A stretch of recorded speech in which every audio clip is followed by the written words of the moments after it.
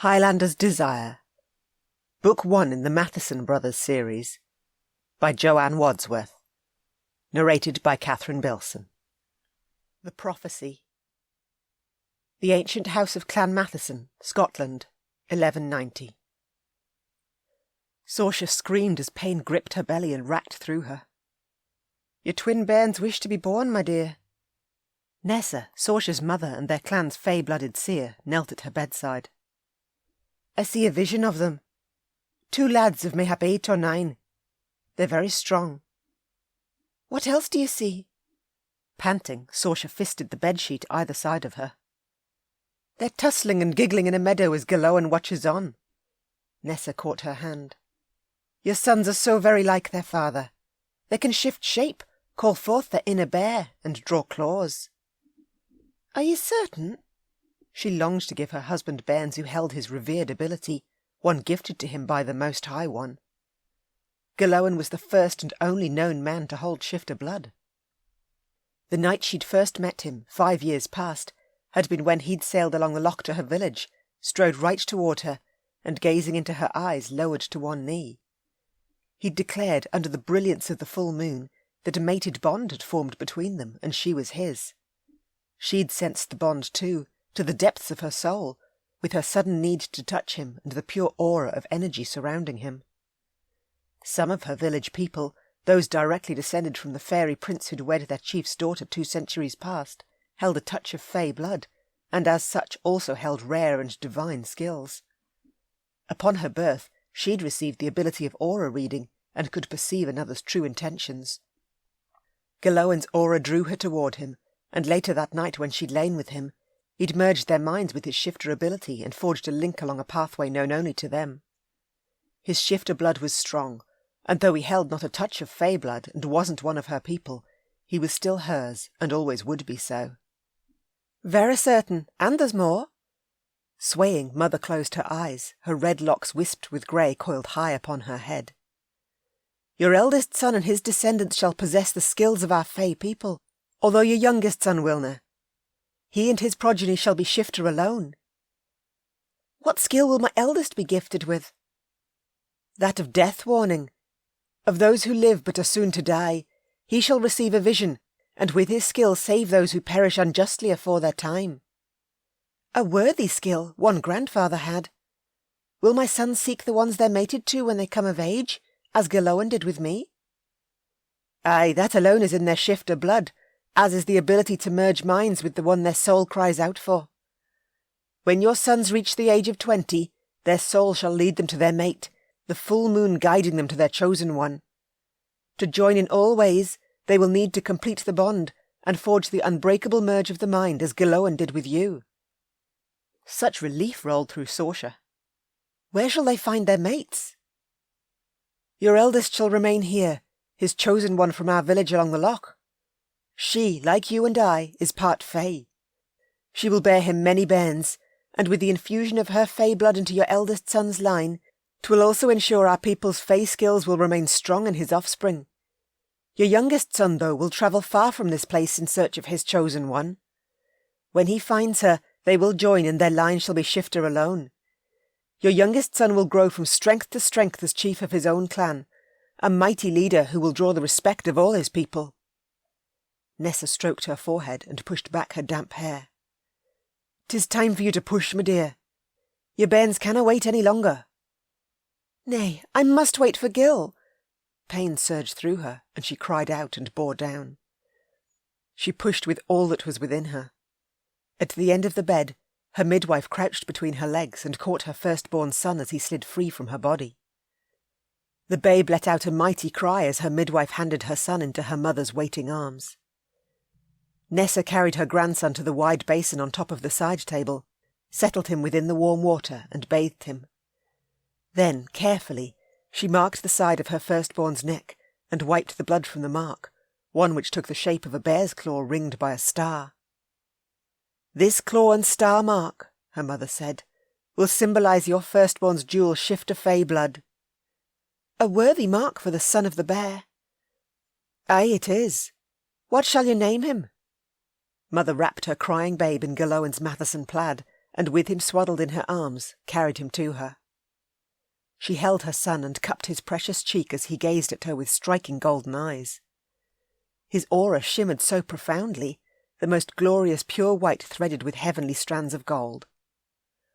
"I shall name him Kenneth, for he carries the divine skills of our fae people in his blood, just as his descendants will do." Each strand of gold in his aura gave proof his progeny would be strongly fae-skilled shifters, just as Mother had said. "A most worthy name." Nessa took Kenneth from her, kissed his forehead and whispered to him, "You've also been given your late grandfather's name, and he would be honoured if he knew." A soft expression crossed Mother's face as she glanced at her. "My dear, 'tis time to push again. Your second son desires to join his brother. The two dinna care to be parted." More pain. Her belly tightened and she thrust her elbows into the mattress, bore down and pushed. Her second son wailed with a hearty cry as he emerged, and the midwife lifted him up for her to see. Fair hair just like his elder brother had. So too he had the most stunning golden eyes, shifter eyes. His aura, so pure and white, held a tinge of sizzling red around the edges, just as Galowan's did. Aye, he was shifter alone, and so too his descendants would be. "I shall call him Ivan, for he shall be gifted with strength and wisdom. He shall become a man of great honour when he is called to lead his own clan." Mother returned Kenneth to the crook of Saoirse's right arm, then took Ivan from the midwife and bathed him. "I shall mark your youngest son as well, but only with the bear's claw to symbolise his shifter blood alone. This mark will grace his line." Gently she marked the side of her second-born son's neck and wiped the blood away. The singular bear's claw was perfect. Nessa wrapped him in a plaid and rocked him in her arms, then carefully settled Ivan within Saoirse's other arm. Saoirse cradled her sons to her chest, right next to her heart, where they would forever remain. "I've longed for this day, when I would hold you both in my arms. I love you as greatly as I love your father." Mother's eyes filled with tears and one trickled free. "My dear, I must impart to you all I've seen, and you must ensure your sons never forget the prophecy I'm about to speak of." Nessa's aura shimmered like that of sparkling stars, reflecting her divine honesty and her great seer ability. "Speak of what you've seen. I will hear it all." Her mother's prophecies, so strong and true, were never to be taken lightly. She would hold whatever words were spoken close to her. Hands lifted high, Nessa's wise eyes clouded over. "Galowan's sons will separate when they come of age and rule their own clans, yet there will come a time far in the future when a mated bond forms between the two clans. Only then must Galowan's descendants once again merge, and the power of three be unveiled." She opened her eyes and blinked the haze away. "Why must their descendants once again merge?" Saoirse brushed a kiss over Kenneth and Ivan's brows. "If they dinna, then both Kenneth and Ivan's lines shall be like the leaves that fall from the trees. They will scatter too far and wide, then turn to dust, and in doing so, their shifter race will be no more." "Saoirse!" Galowan rushed into her chamber, shirt-tails fluttering over his kilt, and his claymore bobbing within the baldric holstered across his broadly muscled back. He stumbled to her bedside, his golden eyes wide. "My love, you've birthed our bairns." "Ah, ye missed their arrival. Meet Kenneth and Ivan." "Are you well? Are they well?" He wrapped his arms around her and their sons. "They are such wee things." "We're very well, and Mother had a vision. Both our sons shall hold your ability to shift, and the eldest, Kenneth, also holds my people's fae skills." "Such a blessing." He kissed her, then grinned at his sons. "This day our clan shall celebrate a new beginning." Aye, a new beginning she would treasure to the depths of her soul, for Galowan was now no longer alone. His sons would lead with strength and determination, just as their father led their clan. The heart of the bear would beat strongly within them both. Chapter 1. Matheson Castle, Scotland, current day. Isla Matheson gripped the stone windowsill of the briefing room as the dawn's rising sun sent a blaze of yellow and pink shimmering across the treetops and the glassy stillness of the loch. The forest stretched for miles either side of Matheson Castle, providing their shifter-fae-skilled clan descended from Kenneth's line with the perfect level of isolation they needed from the rest of the world. That isolation, though, would never keep her bear shifter mate, a man born to the other clan, Ivan's line, from finding her, not when his senses reared to life when the full moon rose. This was the one night she both feared and desired. For 5 long years she'd run, attempting to keep one step ahead of her mate's relentless pursuit. He was strong, but then again, so was she. "I thought I'd find you in here." The door to the briefing room shut with a soft snick, and her father walked in with a laptop wedged under one arm. Murdoch Matheson was both a seer and the chief of their clan, her only parent, and one she loved dearly. "I just needed a quiet place to gather my thoughts. The full moon looms." "Speaking of the full moon, I have some new information about your shifter mate." He laid one hand on her shoulder and gave a gentle squeeze. "Are you prepared to listen?" "Always. Did you have a vision?" "I did, and from that vision I was able to discover exactly who he is." "I already know who he is." "You only know he's from Ivan's line." "That's all I need to know. He's not from our clan, and I'm worried about being the one who sets the prophecy in motion, as well as anxious about losing you."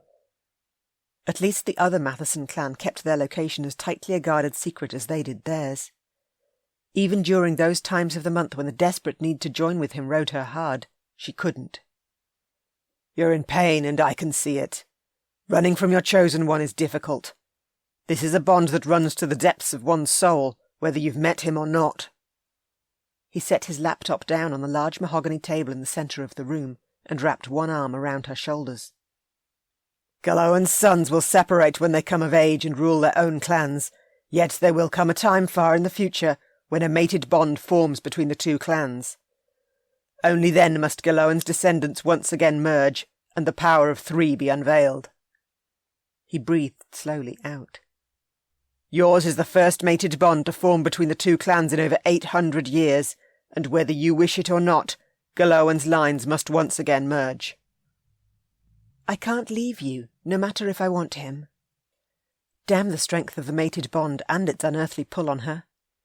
She didn't want to leave her father. She was all he had. He needed her. "Yet your future has been set, and I can't continue keeping you all to myself, even as much as I would love to." He pressed a kiss to her forehead. "Let me show you what I've uncovered. This is footage taken by a city surveillance camera I was able to download." "If you believe I need to see it, then please, show me." With her heart torn in two, she walked to the table, prepared to face her future even as she ran from it. "I'll hook this up to the big wall screen." In his navy trousers and tan button-down shirt, Dad powered up his laptop, keyed in a sequence, and moments later, the high-definition floor-to-ceiling TV screen on the far wall lit up a solid blue, then flashed to the first image. A city street. The glass front doors of a bank opened, and a tall man with shoulder-length locks of midnight black strode out. A tattooed mark, in the shape of a bear's claw on the side of his neck, gave evidence of exactly who he was. Only the chief's eldest son within Ivan's line, the second-born son, held that mark. She palmed her dual claw and star tattoo hidden low on her hip under her jeans. As her father's only daughter, his only child, he'd marked her with the firstborn's mark. She lifted her gaze. The man on the screen strode along the pavement, his black pants hugging his muscled legs, and his white-collared shirt stretching tight across his broad shoulders. His bearing and imposing height ensured those walking toward him veered out of his way. Then he slowed and stopped next to a sleek red convertible. He opened the door, his long sleeves lifting and exposing the tip of a sheathed wrist dagger. A slow heat invaded her limbs and spread in a rippling wave through her body. This kind of reaction to her chosen one she didn't need. "What's his name?" "Ian, the eldest son of Michael Matheson, the chief of his clan." "Where's their shifter base located?" "That I haven't unearthed yet, and last night when I called my government contact, he informed me he couldn't disclose that information, just as he couldn't disclose our location to the other clan." They'd been aware for some time that the other clan worked the same high-level government cases that they did. although I was informed that your mate has put in several requests demanding further information on us. Of course, he's been denied each time. He's impatient. I'd say he's done trying to track you on the night of the full moon. You're too fast, too quick at running. Running is the pits. That tore at her the worst, knowing what she denied them both. The mated pairs within her clan held the closest bond, and she'd always desired the same, to be so at one with the man who wished to be the same with her. If only her mate wasn't from Ivan's line, it would make all the difference. She didn't want to give up her father or her people. That sweet ride of his should be easy enough to track via satellite if we go back through that day's images. We don't need to rely on our contact. You wish to know where he lives?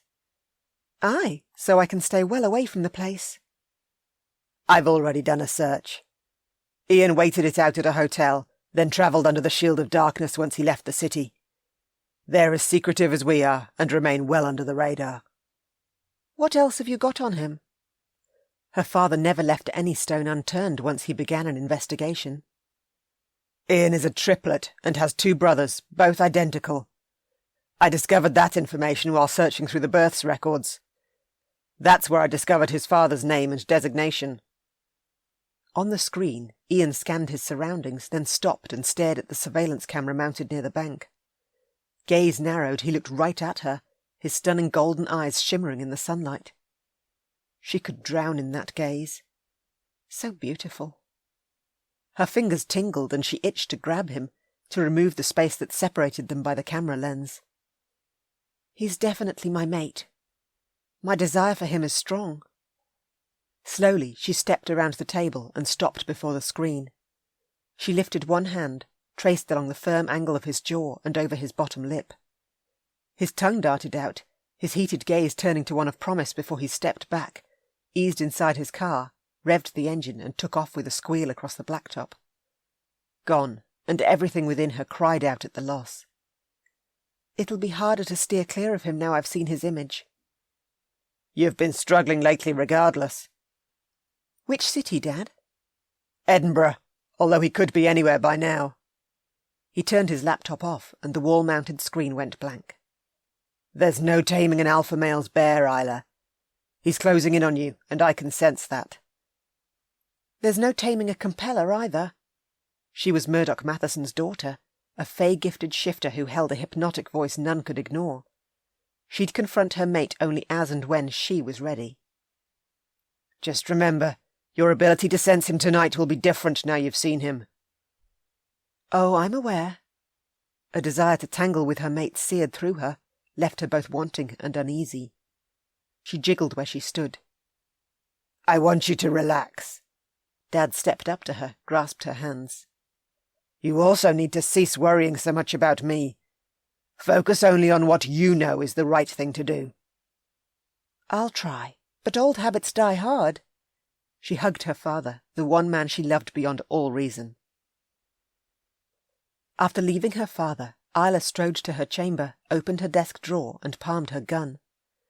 Their work was dangerous no matter the skills they held, and even though she'd be on the run tonight, before that time she had an active case to work with her partner, Daniel. Owen and Ewan Matthew were 2 shifters within a rogue offshoot Matheson branch, one that thankfully held a very weakened bloodline. Those 2 men, brothers of the same ilk, had killed 2 innocent people on the night of the last full moon when they'd allowed their bears to roam, and now that they'd tasted human blood, they had to be captured and contained. She looked forward to the chase, to ensuring they paid for their crime. It'd certainly take her mind off her mate's chase tonight. Swiftly, she slid her weapon into the back rise of her blue jeans, then strapped on her ankle dagger and tugged her favourite knee-high black leather boots over the top. She swapped her long-sleeved shirt for a cooler white tank top, since summer sat on the brink of arrival, and her shifter fae blood ran hotter than mere human blood alone. Strappy red purse slung over her shoulder, she opened the door to find Daniel leaning against the opposite wall. "You appear ready to roll." "Just waiting on you." He slung his battered denim jacket over one shoulder and pushed off the wall, his dishevelled blonde hair falling forward over his brow. "I can't wait to capture the Matthews." "Me too." She trod down the passageway beside him. I saw on the latest data that came in that we're heading to Loch Bear. To the bed and breakfast right on the fringes of the forest. It's the only place where the Matthews might stay that's close enough to their last known location. Have you got your sweet voice primed in readiness? I do. What about Emma? Will you be able to make it back in time to spend the night with her? His wife and her best friend had given birth 6 weeks ago to the first cub conceived in their clan in 5 years. They were all completely besotted with the wee boy, who had the sweetest tuft of blonde hair and the most stunning golden eyes. If only their clan births weren't dismally down. It made her decision to run from her mate all the more harder, since she was adding to the problem of their people's slow extinction instead of aiding it. Emma understands. I highly doubt it. Their desire for their chosen one intensified beyond control on this one magical night. It was when their bears rode them the hardest. Well, she understands enough to let me go. I also intend to return just as soon as I'm able to. When is her next medical check-up? One of their clansmen held a medical degree and rooms on the first floor, his door always open. She's got an appointment today. We're both hoping she'll get the all clear. Her bear is clawing for its release. A female couldn't shift while carrying a child, or in the weeks following her cub's birth, not until her body was fully healed, and the change no longer harmful to one or both of them. I'll make sure to drop in and see her once we're back. That's if you let her out of your bedroom. She strolled downstairs, then headed around the perimeter of the great hall. Near the fireplace, several of their clansmen lounged on a group of 4 comfy blue suede couches. She waved out but didn't stop to chat, not when they needed to be away. She stepped outside and strode down the front steps. Across the keep, a dozen men had broken into groups of 2, and shirtless, wearing only low-slung jeans or their belted plaid, they battled each other with their swords and shields glinting in the mid-morning sunshine. Modern technology had changed the world, but at the heart of their clan they still adhered to the old ways. And with their shifter fae blood so strong, the only way to expend their immense energy was with such intense training. She followed the cobbled path around the side of the keep and walked through the postern gate. In the rear lot, the centre's black SUVs lined up in a row gleamed. Daniel pulled a set of keys from his pocket and opened their vehicle. She hopped into the passenger seat while he turned the ignition on. The radio blared, and she turned it down. They drove along the winding road, left the sanctuary of Matheson land, and joined the thrum of traffic on the main highway. This was the most beautiful land. Rolling fields of heather were awash with wildflowers, and the craggy hills of the highlands called to her very soul. So, Daniel drawled, his name is Iain Matheson. Dad told you? I was there when he downloaded the footage. I'm also your partner. There's nothing you can't keep from me that I won't eventually ferret out. 'Cause you're nosy like that. She smiled. In truth, she kept nothing from Daniel, and never had. They'd grown up together, tussled as cubs, and still did as adults. Now I need to decide what I do about tonight. You're thinking of doing something different to the norm? Interest flared in his gaze. You feeling the need to get laid, little sister? Not if Iain Matheson is as annoying as you are to be around. She rested her arm along the armrest under the open window and tapped the black leather. It's no wonder he's been so persistent. He's their chief's eldest son. I'm surprised he didn't actually find me that first night. She'd waited out in the courtyard, so hopeful that when her mate appeared, she'd be overcome by the bond, and finally be able to join with the one man who'd always been meant to be hers. Although none of her clansmen had appeared, and that had rocked her soul and her world. A lucky break, for sure. What did you think of the footage? He's one big bear, but if you need me to brawl with him, I can bring out the claws. His tone was smooth, his grin a teasing one. What claws? You keep levitating your opponents, then just kick back while they twirl helplessly around in the air. Ian's no fae-skilled shifter. I'd have to even the playing field with him and set my ability aside. It'd be the only right thing to do. You are all talk. She laughed and squeezed his arm. There's a very good chance, should I ever allow my good sense to fly out the window and let my mate capture me, that I'd get real feisty with you for playing with what's mine. I might even have to take you down. You couldn't take me down if you tried. Want a bet? 5 quid says I'm right. I bet I could take your mate down, and you wouldn't even lift a finger to help him. £100 says I'm right, and you're the one going down. I'll stretch to 10, but that's it. You're clearly worried I'll win. 100, and not a penny less. Fine. I was just trying to save you some money for when you lose. Sure you were. More of her tension seeped from her. Daniel knew how to divert her thoughts and lighten her mood. Have I ever mentioned how much Emma likes being levitated? That teasing grin of his was back in place. I spin her around and have my wicked way as I... No! She flung up a hand. Too much information. Wimp. He chuckled as he motioned towards the gas station up ahead. I'll pull over here and refuel while you grab us some lunch. He indicated, then crawled into the far lane once it had cleared. She strolled inside, perused the cafe area with its shelved delicacies, and drooled over the offerings. She had a mighty sweet tooth, and selected 2 slices of gooey chocolate cake as well as half a dozen sandwiches to share between them, of which Daniel would eat the lion's share. He always did. Where he packed all the food he consumed, though, she had no idea. With 2 cups of steaming coffee in hand, black and strong, she trod back to her partner and passed him his brew. He drove, and they munched and planned their coming mission. The weakened offshoot Matthew branch only held 4 shifters, and Owen and Ewan could only shift on the night of the full moon, which meant tonight was the night they had to catch them if they wished to ensure another innocent person wasn't harmed. Hours passed, and Daniel weaved along the winding forest road while along the horizon the sun began its descent.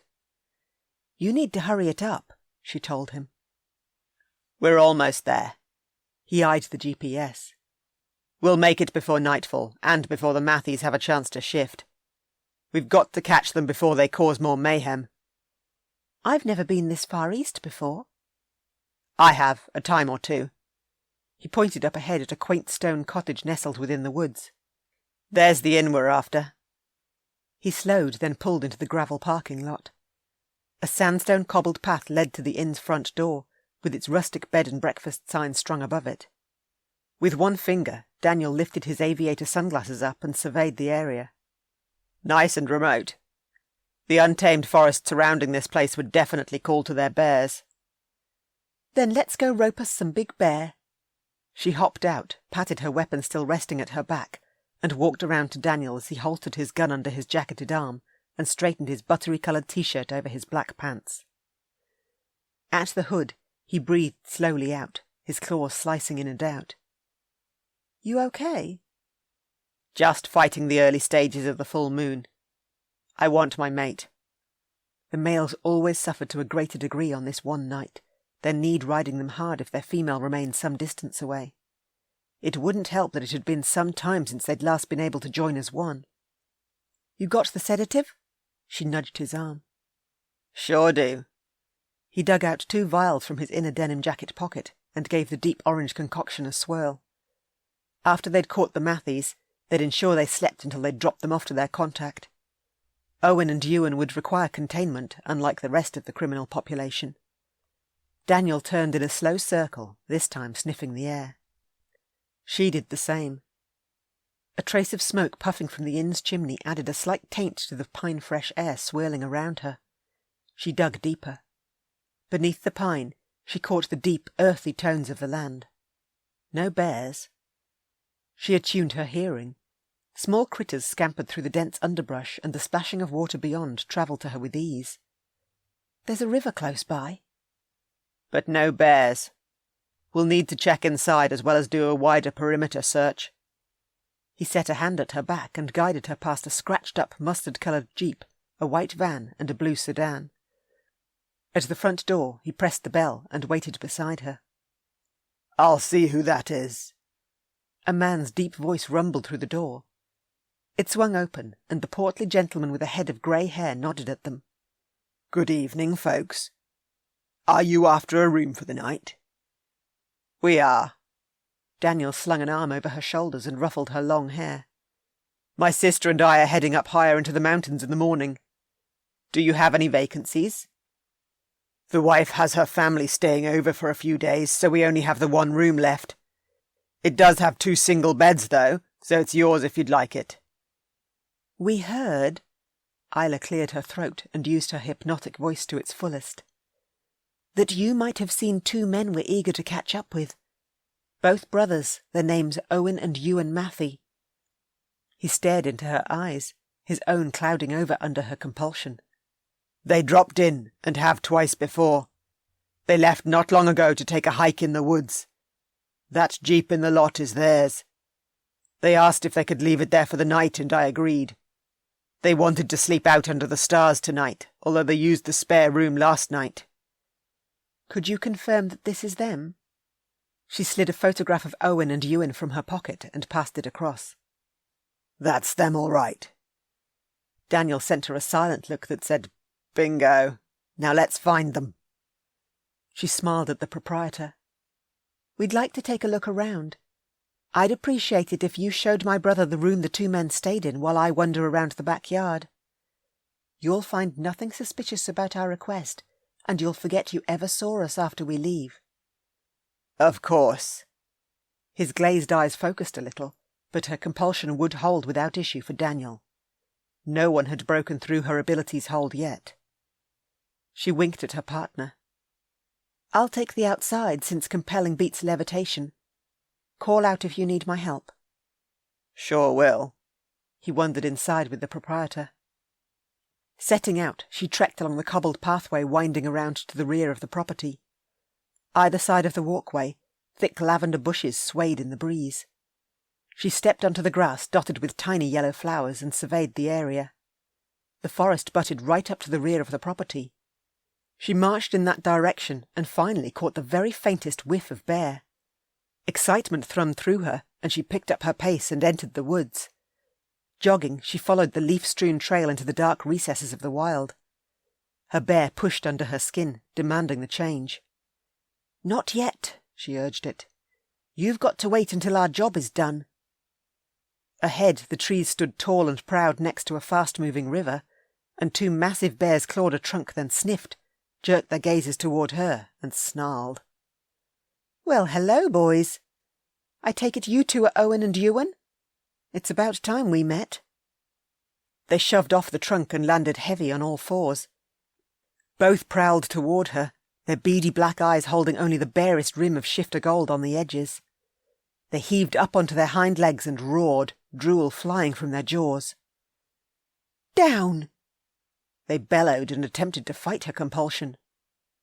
"I said—" A man bounded out of the brush, slung her over his shoulder, and bolted along the trail through the trees. Branches scraped her bare arms, and her hair flew into her face and obscured her vision. She shoved her hair back and clutched his pumping arms, her belly thumping into his rock-hard shoulder. The ground blurred and the trees whizzed by. She couldn't catch her breath. What are you doing?" "Getting you far away from those bears." One deeply sensual tone that curled her toes. Now that really shouldn't be happening. Everything spun, and she squeezed her eyes shut. "I can't leave my partner to fight those bears on his own." She shoved her upper body up, looped her arms around his neck, and slid down his chest and into his arms. "I want you to—" Whoa! Her heartbeat tripped out of time. Oh, hell! Her mate had found her, and the moon only just glimmered on the horizon. Iain Matheson couldn't believe his good fortune. He'd been out in the woods close to Ivanson Castle when he'd scented her, the one woman he'd been searching 5 long years for. His bear had gone half crazy with need, and so had he. He only wished he'd been paying more attention to his surroundings. He'd missed catching the other 2 unknown shifters as they'd made the change so close by. Shifters not of his clan, of that he was sure. I... She searched his gaze, then blinked as if checking to make sure he was real. "Put me down." Her voice rang with authority, with a sweetly hot demand that curled around his senses, a demand he couldn't ignore. Gently, he lowered her to her feet, set her before him. A compeller. This wouldn't be easy. "I see you hold one of the rarest of the fae skills." He'd scoured through what historical information remained on record, even as scarce as it was. Being aware of what he might be up against when he did find his mate had been a necessity. "I do." Her golden eyes, so gloriously alive, flickered with defiance and frustration. He'd need to take great care to ensure she didn't use her skill against him. Now that he'd finally found her, he didn't care to lose her. Or at least, not before he knew exactly where she lived. "You've been very hard to track down." Hard was an understatement. If only his clan held the knowledge of where the original house of Clan Matheson resided, but when Ivan had left his home so many centuries ago, so too he'd taken the knowledge of their location and kept it from even one soul. Arms crossed, he listened for any movement through the woods. Not one noise, other than the chirping of birds and buzzing of nighttime insects. "You said you can't leave your partner to fight those bears alone. Who's your partner, and who were those shifters? They're trespassing on my clan's land." "Owen and Ewan Matthey. They're brothers who are predators through and through, and must be stopped, tonight, before they can harm another. I left my partner behind. Daniel won't be happy that I did." Her cell phone jingled and she hauled it from her jeans pocket, pressed the speaker and answered. "Daniel, the Mattheys are in the forest, about 1/4 of a mile to the north of the inn." "Not any more, they're not. I chased them, but then they backtracked to the inn and took off in their jeep, right after they slashed one of our tyres. I'm changing it now. I'll never be able to catch them with the head start they've got. Where are you?" "With Ian." She eyed him, sexy narrowed gaze and all. "Well, that would explain why you left me in such a hurry. Can't control your little bear, eh?" "She's contained, but my mate isn't." "You owe me 100 quid, miss you can't play with my bear." "You're not even here for me to stop your bout of playing." "That makes no difference. You removed him from my field of play." "He removed me." "You still lost." A clanking sounded down the line as if her partner had dropped a wrench. Daniel grunted. "Stupid sucky tyre. I've almost got it changed." "Where do you want to go from here, Daniel?" Isla asked him. "I'll update the chief and form a plan. For now, you do what you need to, and we'll talk again in the morning. I'm not leaving here until I know exactly where we need to head. We'll contain the Mattheys, one way or another, and soon. Very soon." "I'll talk to you first thing, or call me sooner if you need to." "Wait." Ian seized her hand before she could hang up, and memorised the numbers on the screen, both hers and her partner's. "I'll talk to you tomorrow too, Daniel." She glared at him and hung up before Daniel could answer. "You've really tossed a spanner in the works." "Lovely to meet you too." "Don't try and be funny." She muttered under her breath as she tucked her phone away, then paced the trail in front of him. Softly she sighed and stopped. "I'm sorry. I'm not normally so rude. It's just this isn't the way I ever envisioned meeting you, and right now I'm currently frustrated. I don't mean to push that frustration onto you." She blew out a long breath, then extended her hand. "The name's Isla." "Nice to meet you, Isla. I'm Ian." He slid his fingers around hers, her skin so warm and soft. Releasing her hand took a whole lot of effort. "Would you care to take a walk? Have a chat and all?" "It'd be a nice start. Thank you." "We'll follow the trail." He set a hand at her back and steered her along it. The last rays of the sun shimmered across the darkening sky, then disappeared. The full moon hung heavy and low within a blanket of black, its brightness lighting their path along with a glittering array of stars. "I apologise for making you lose your catch. I wasn't aware we had rogue bears on our land." "Catching them is Daniel's and my current assignment." Her gaze softened as she looked at him. "Honestly, I'm sorry I was so abrupt. I try not to be rude to people I've just met." "I surprised you. That's clear to see. Tell me a little about yourself." "Not much to tell. I'm as elusive as they come." He needed more information than that, and he intended to push as hard as she'd let him.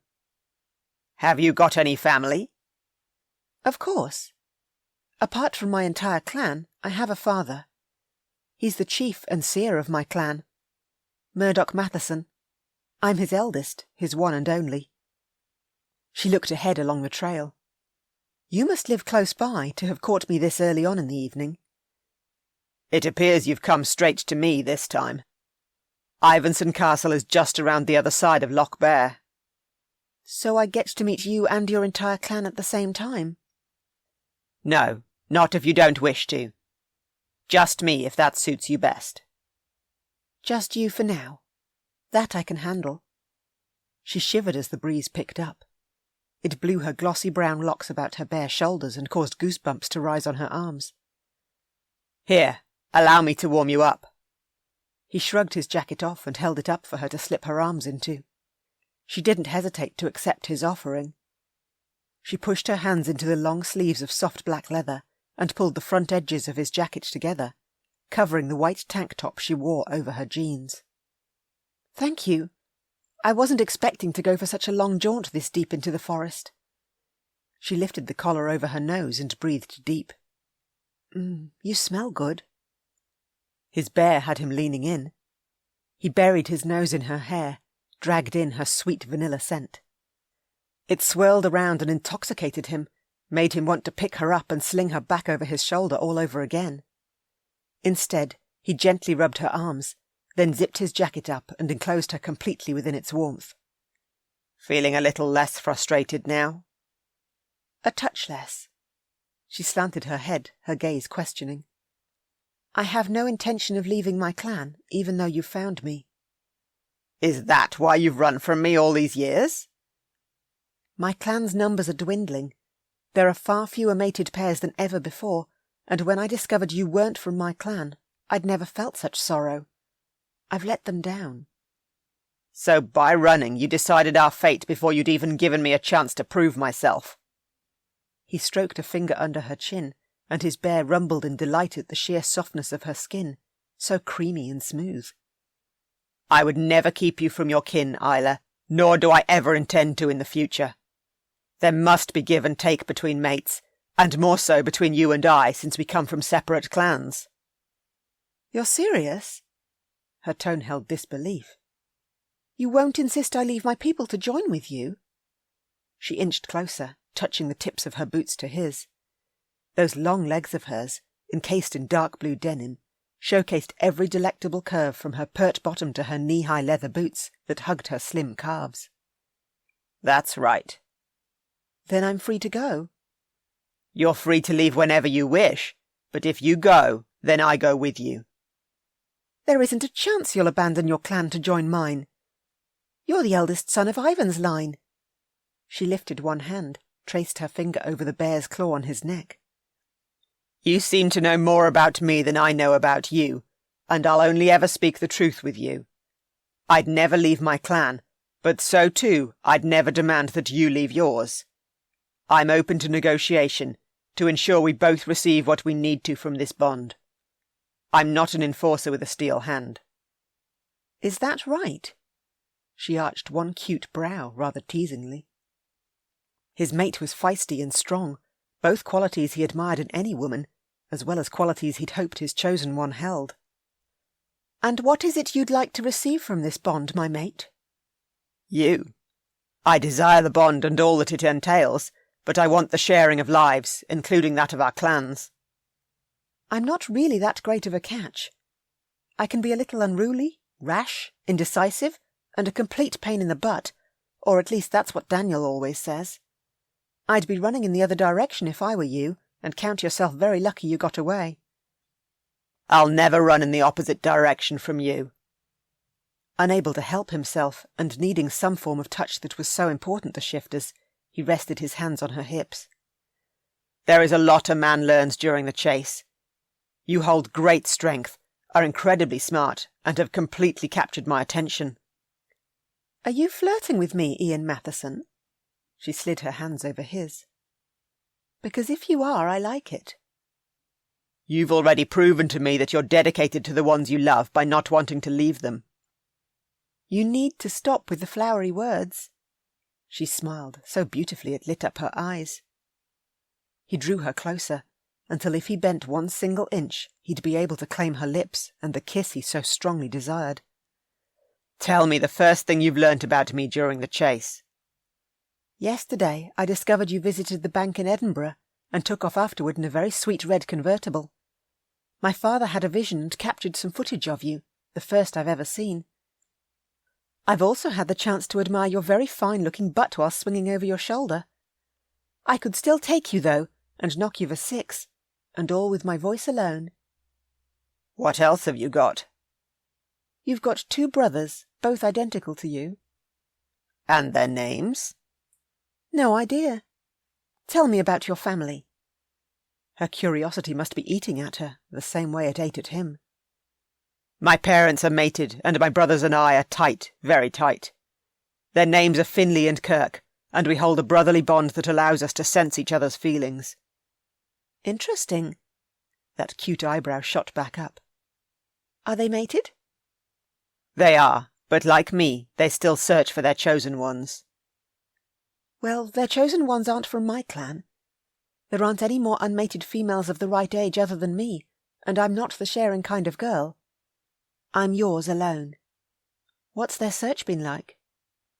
He almost purred at that declaration. "Rather otherworldly. On the night of the full moon, they're led to where they sense their mate is, yet there is nothing and no one about." "And they haven't given up their search?" She gripped the sides of his short-sleeved shirt, fisted the black cotton in her hands. "Not once, and they never shall. The drive to find their women is too strong, as it has been for me." He pressed a kiss to the top of her head, needing an even deeper kind of touch, which would likely only get worse as the night continued on. "It's getting cold out. Let's keep walking." "To your lair?" "Aye, to my lair." He steered her along the winding upward trail, her pace slower than before, and not in a nervous don't-want-to-go-with-you kind of way, but as if she was more relaxed, or perhaps curious. Her attentive gaze kept switching from the trail ahead to him.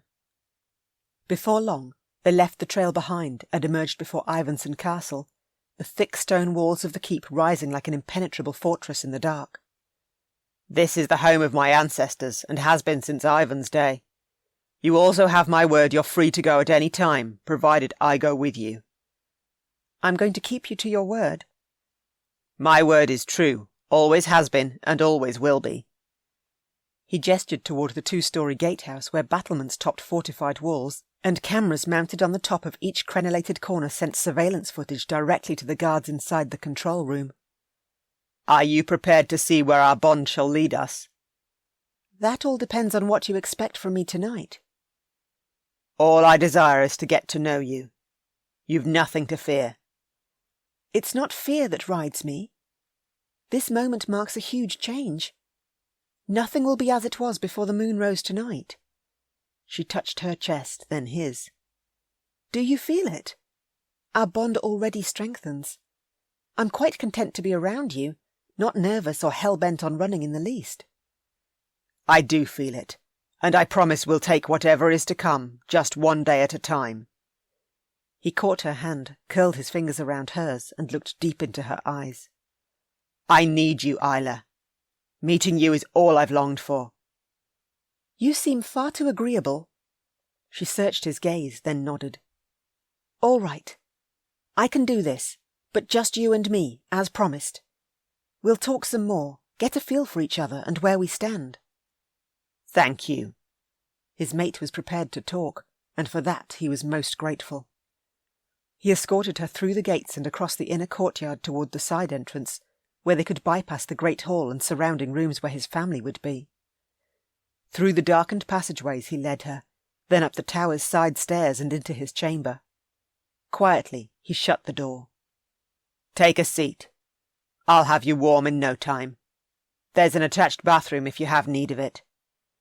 One with no window and only one door.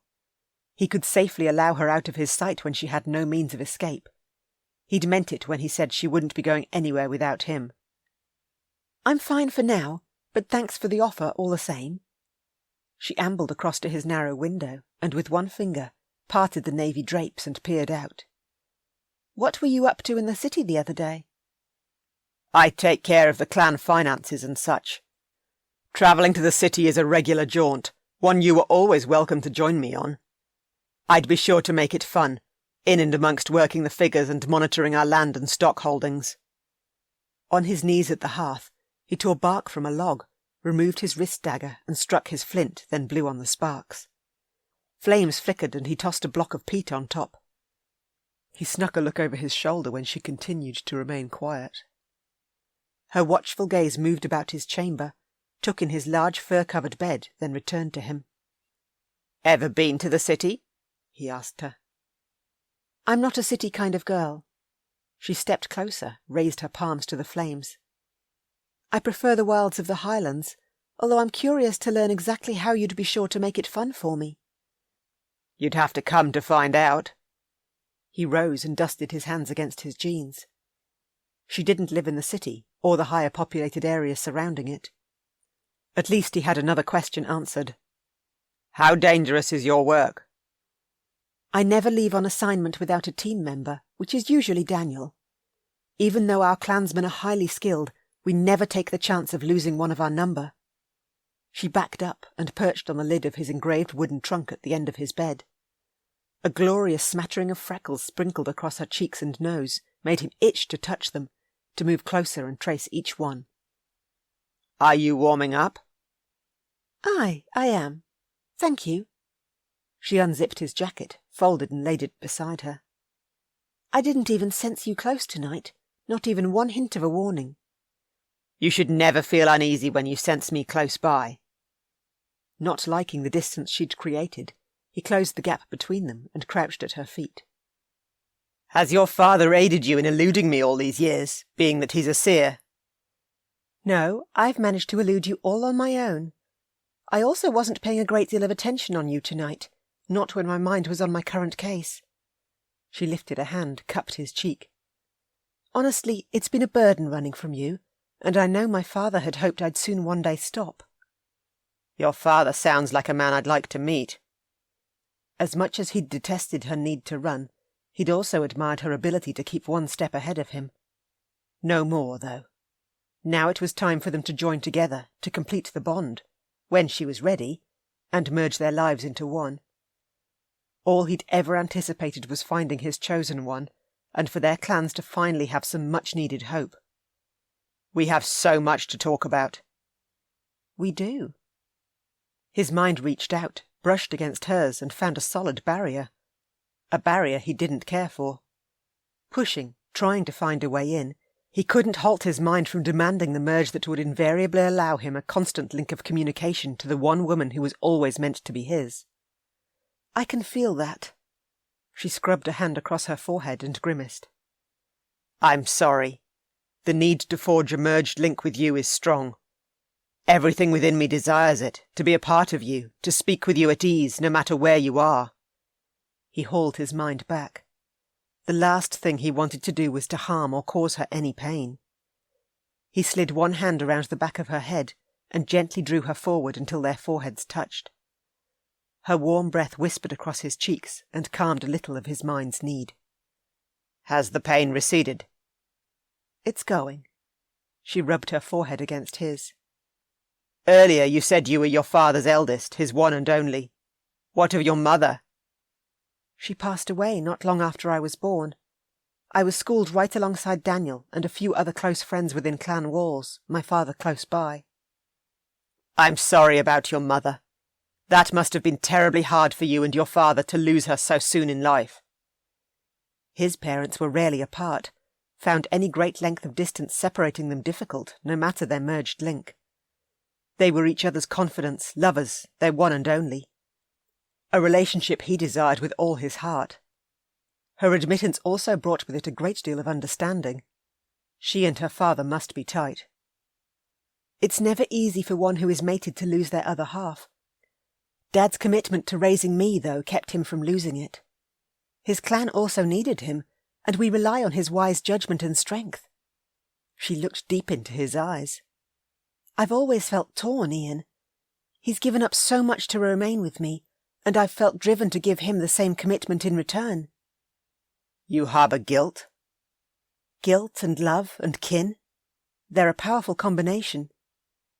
For the past 5 years, I've ached for what could be and for what's always remained just beyond my grasp. But I want you to lay any guilt you feel aside. Going forward, we start fresh, with no recriminations or blame. There is only us, and how we intend to live our lives from this moment forth. Being with her was all he'd longed for, and now the chance was here. He wasn't about to lose her before he'd ever had the chance to know her. Apart from your father, who's your next closest? Daniel. Does he have a mate? The man better have. Aye, and a wee son who is only 6 weeks old. Daniel holds the fae skill of telekinesis. With his mind alone, he can levitate objects or people. Then I thank you for the warning. He didn't doubt that as close kin, Daniel would be as protective of Isla as her father would be. You'll need the warning, although I'd never let Daniel hurt you. She touched one fingertip to his chest, then slid it between 2 of his shirt buttons and stroked his skin. You're very warm, almost too warm. It's been a few days since I last shifted. Being in the city prevented me from doing so, and when I returned, I was busy preparing for the chase. If you need to shift now, feel free to do so. I'll only shift if you do. She shook her head. I want to talk to you, and I can't do that if I shift. A good sign. His bear settled at the thought. Every mated pair in my clan knew each other for years before the mated bond drew them together. She popped another of his buttons, eased her entire hand fully inside, and palmed his flesh. We don't have that same benefit going into our mated bond. I don't want to move too fast, even though I can't help but want to touch you. The need is strong. As it is for me, and we'll take things as slow as you need to. We'll find the right balance. I like having your hands on me. It's soothing. It calmed him as nothing else could. Touch me, wherever and however you please. You are far too amenable. I've never made the offer to another soul, just you. He rested his hands on her hips, slid his thumbs under the hem of her white tank top, and stroked her smooth skin. And if I move too fast, rein me back in. I'll understand. Gazing into her eyes, he shared the words emblazoned deep on his heart. What belongs to me is now yours, including all that I am. You are also far too sexy for words. A teasing smile lifted her lips. Does that inclusion of what belongs to you go as far as your convertible? The key is in the top drawer of my dresser, and the car is parked in the lot out the back. You have to take the postern gate to reach it, but again, you're not to leave without me. That is my one and only stipulation. He caressed her back and pressed her closer. 5 years of searching for her, of feeling incomplete, and now she was here, right where she belonged. He closed his eyes as another wave of deep desire rushed through him. Thank you for allowing this kind of touch. I need it, bad. The urge to bond is strong. She lifted her arms and wrapped them around his neck. The full moon is attempting to get its way. We'll control what will or won't happen this night, not the moon. He sank his hands into her hair and luxuriated in the slide of her dark silky locks slipping across his wrists and forearms. His bear fairly purred for more, and carefully he unleashed a touch of his control, lifted her up, scooted with her onto his bed and laid down beside her, one leg firmly over hers to hold her in place. Talking of control, she touched her lips to his ear and whispered, Stay very still. No more moving for you. Hypnotically compelling words.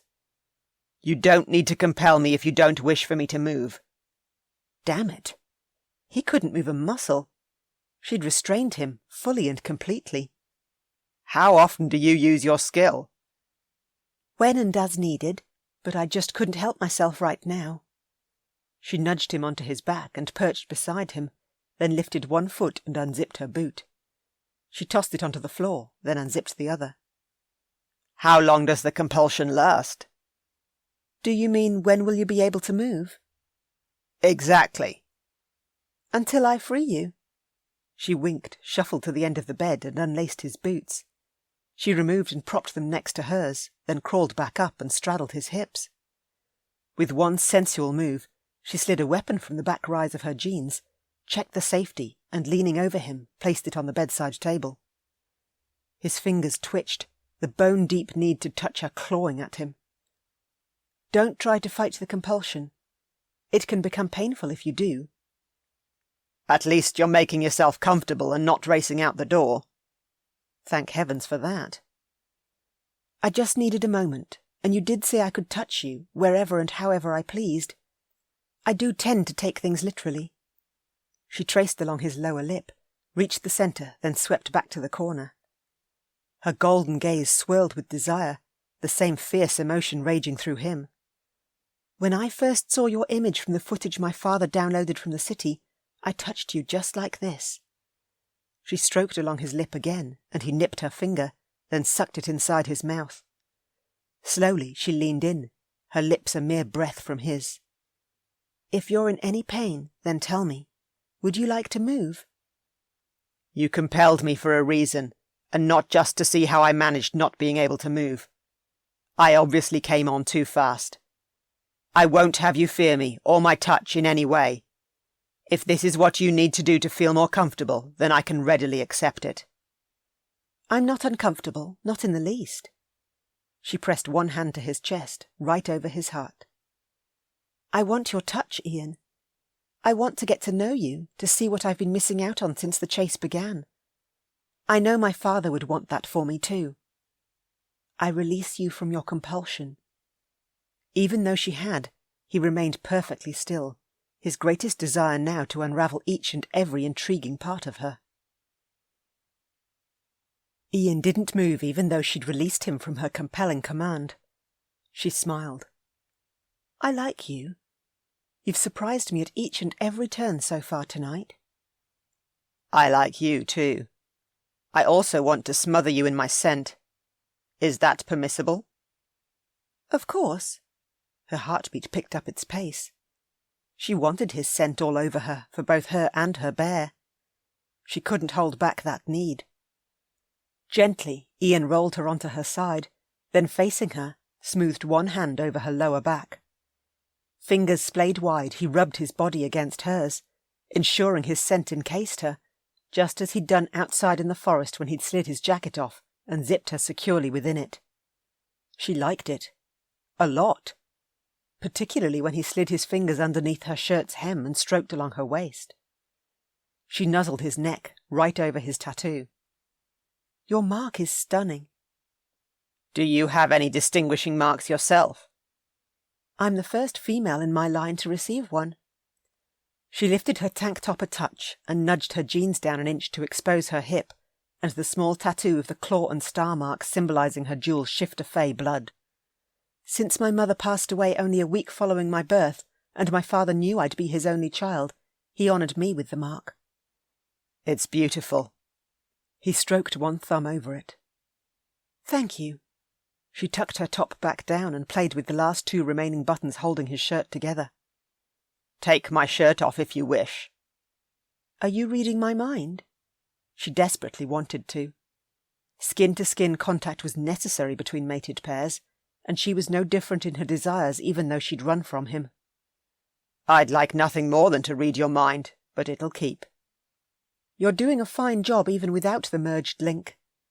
She lengthened one claw and sliced the buttons away, then peeled the soft cotton back and licked her lips. His wide chest, so heavily muscled, held a smattering of hair, the same dark shade as his head, and a teasing trail led down and disappeared inside the waistband of his black jeans. She shoved his shirt off his shoulders, exposed his muscled arms and thick biceps. So beautiful, and all hers. Isla. He groaned, his golden gaze heating to a molten hue. You may need to compel me again. Your touch is only going to encourage me to want more. What kind of more would you like? I want to kiss you. A kiss would be nice. She didn't want to turn him away, not when she too craved what she'd been forced to give up for so long. Then I have your permission? You do. He dipped his head, licked her lower lip, then grinned. You taste good. That's all you want? Hell no. He covered her mouth with his and licked her tongue. She swayed forward, and he captured her lips in a deliciously scorching kiss, his hard body a powerful heat that carved warmth into her own. He tasted good, so good. She melted against him, revelling in his scent as it swirled around and embedded itself deep within her.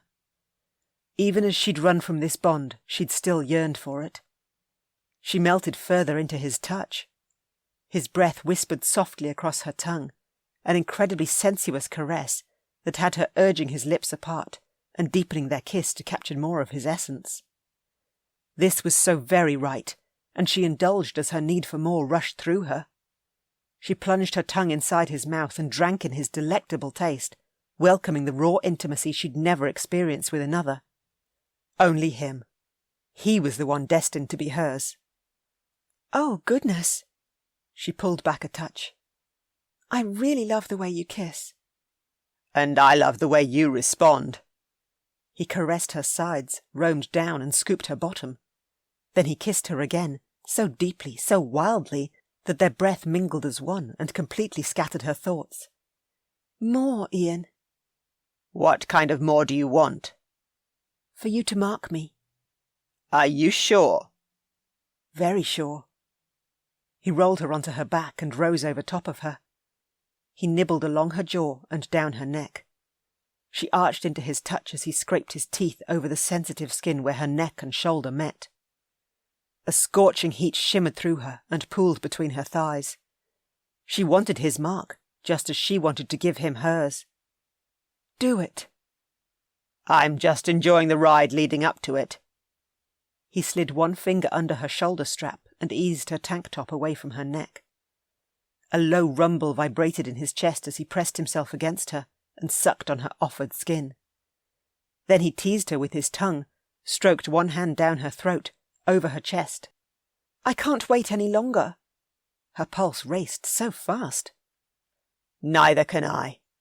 He bit down, and arousal hit her hard and fast. She clutched his shoulders, her nails digging into his flesh.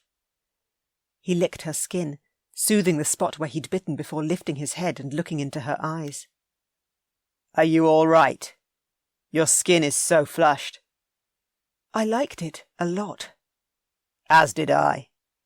He rolled her into his side and pulled her tight against him, his hand firm on her thigh as he tucked his top leg between hers and ensured they touched along their entire length. Slowly, he slid her hair back from her shoulder and eased her other top strap to the side. Are you going to bite me again? Aye, the same time you're going to bite me. Since completing our bond must wait, we both need this. Head lowered, he cupped the back of her head and drew her mouth to his neck. Am I right? Tell me if I'm not. You're right. She gave into the deep need burning within her, sucked his skin into her mouth and razzed his flesh with her teeth. Now, he growled. She clamped down on him, and he did the same to her. Pleasure coursed through her, sweeping her away in a tide of wonder. He was hers, and she wanted everyone to know it, and this mark she'd given him would ensure it. Ian stroked Isla's hair as her breathing returned to normal. She was so responsive to his touch, and he adored it. He nuzzled her neck, her scent below sweeping up and over him. So intoxicating. Are you all right? She opened her eyes, blinked and cleared her dazed gaze. She rubbed the spot where he'd bitten her in a slow circle with her thumb, then palmed the mark and held it to her. No more biting me tonight. I'm not sure I can handle another episode like that without wanting to tear your clothes off you. That was hardly a warning if that was your intention. He'd never had sex before, but he'd certainly watched a few interesting movies, and right now all he wanted to do was slide her jeans down her legs. I can see what you're thinking. She tapped his nose. You need to stop it. You're torturing me. He cupped her face in his hands and kissed her, his mouth moving in a slow exploration that left them both ragged for breath when he pulled back. It would take every ounce of his willpower not to succumb to this desperate desire he had for her tonight. It would surely be one long evening. one he never wanted to have end. He'd found his mate, and his soul rejoiced in the fact. "Tell me what you're thinking," she murmured. "My soul is in heaven." "Likely right alongside mine after what you just did to me." "Aye, what happens to you happens to me." He grinned, completely taken by the woman before him. The days ahead shone with a brilliance he couldn't wait to explore. With her. Only with her. Chapter 2. 20 years following Kenneth and Ivan's birth. The ancient house of Clan Matheson, 1210. The moon, golden and so very full, hung low over the loch and sent its blaze of warmth across the castle and forest beyond. Saoirse tucked her hand inside Galowan's as Kenneth and Ivan stood strong beside them. This night she'd lose one son even as she gained a daughter, and so many emotions warred within her. Loss, sadness, yet also wonder and hope. 'Twas time for her sons to seek out their mates and claim them, to live the lives they were born for. "All will be well, my love." Galowan kissed the top of her head. "This is a night of celebration, and we will no consider it otherwise." He clasped his youngest son's shoulder. "Ivan, do you sense your mate?" "I am driven toward the east. She is far away, so distant 'twill take some time to reach her, and with only this night of the full moon to guide me in the right direction." "Nessa warned you that 'twould be so. This night, though, will set you on the right course." "I will find her. Our souls are bound, and I will not be able to rest until I am with her." Saoirse stepped forward. "Ivan, dinna forget what your grandmother has also asked of you." "To never disclose the location of this keep. I gave her my word I wouldna. My descendants will na merge again with my brother's line until the time for the prophecy to unveil arrives." He seized his father's forearms in a firm hold. "An adventure awaits." He released Galowan and hauled her into his arms. "Mother, there is naught I can say that will ever express what is in my heart. It overflows with love for you, and I pray my wife shall be as you are, most wondrous and loving." "As my heart overflows with love for you too." Tears welled in her eyes and slipped free, tears she hadn't a chance of holding back. Ivan moved toward his brother and gripped Kenneth's shoulder. "May you too find your mate and bear many cubs." "Aye, as I wish the same for you." Kenneth clasped Ivan to him. They spoke to each other in such a low tone she hadn't a chance of hearing it. Ivan grinned, released Kenneth, and strode to his destrier tethered to a post at the stables.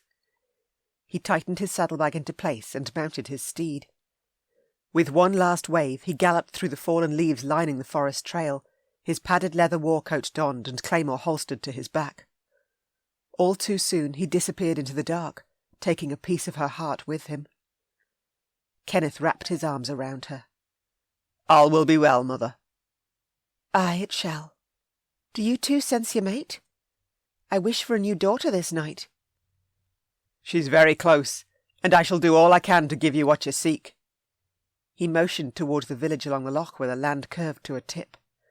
Smoke curled from several of the thatched-roofed houses high into the night sky. "I shall find her this night and bring her home." "Then journey safely, and we shall see you on your return." "You shall." He strode down to the sea gate and bounded onto one of the moored skiffs. Aye, this was a night of celebration. The coming days would mark the beginning of a new age, one filled with so many new promises for them all. Chapter 3. A trickle of sunshine slithered between the gap in Ian's navy curtains where they hadn't quite been drawn, and played over his closed eyelids. Curled in front of him, her back to his chest, Isla stirred and wriggled her pert backside into his groin. Holding and talking to her throughout the night had brought such peace to his soul. Under his fur bedcovers, he ran one hand down her arm, her skin deliciously warm to the touch. For now he had this, her close, and it would be enough until they completed the bond. "Ian?" Mumbling, she stretched and rolled toward him. "Go back to sleep." "Is it morning already?" She opened one eye and peered towards the window. "It is. Daniel will be calling soon." She sat up and the covers slithered down and pulled at her waist. "Would it be possible for me to take a shower before breakfast? And beg you for a change of clothes?" Of course, and no begging needed. I'll find my mother and ask her to secure what you'll need. He eased out of the bed, helped her to her feet, and led her into his bathroom with its sandy-coloured stone floor tiles, charcoal vanity and fluffy cream towels. Any other requests? Coffee. A big cup, black, no sugar. I'll need that if you want to get anything sensible out of me this morning. Clothes and coffee. You shower, and I'll be back in 15 minutes with both. He claimed a quick kiss, backed out of the bathroom and closed the door with a soft snick. He changed, donned a pair of black leather pants and a silver-threaded cotton T-shirt, then laced his boots and sheathed his wrist dagger. At the door he stopped, one hand on the brass knob, as in his bathroom the water drummed against the glass sides of the shower. Everything within him pricked at leaving her. Except he had no choice. Out the door he walked and downstairs. Within the great hall, a good 100 of his clansmen sat eating at trestle tables, their boisterous chatter relaxing him. His kin would be excited to hear his news, to know he'd found his chosen one. There was much to celebrate this day.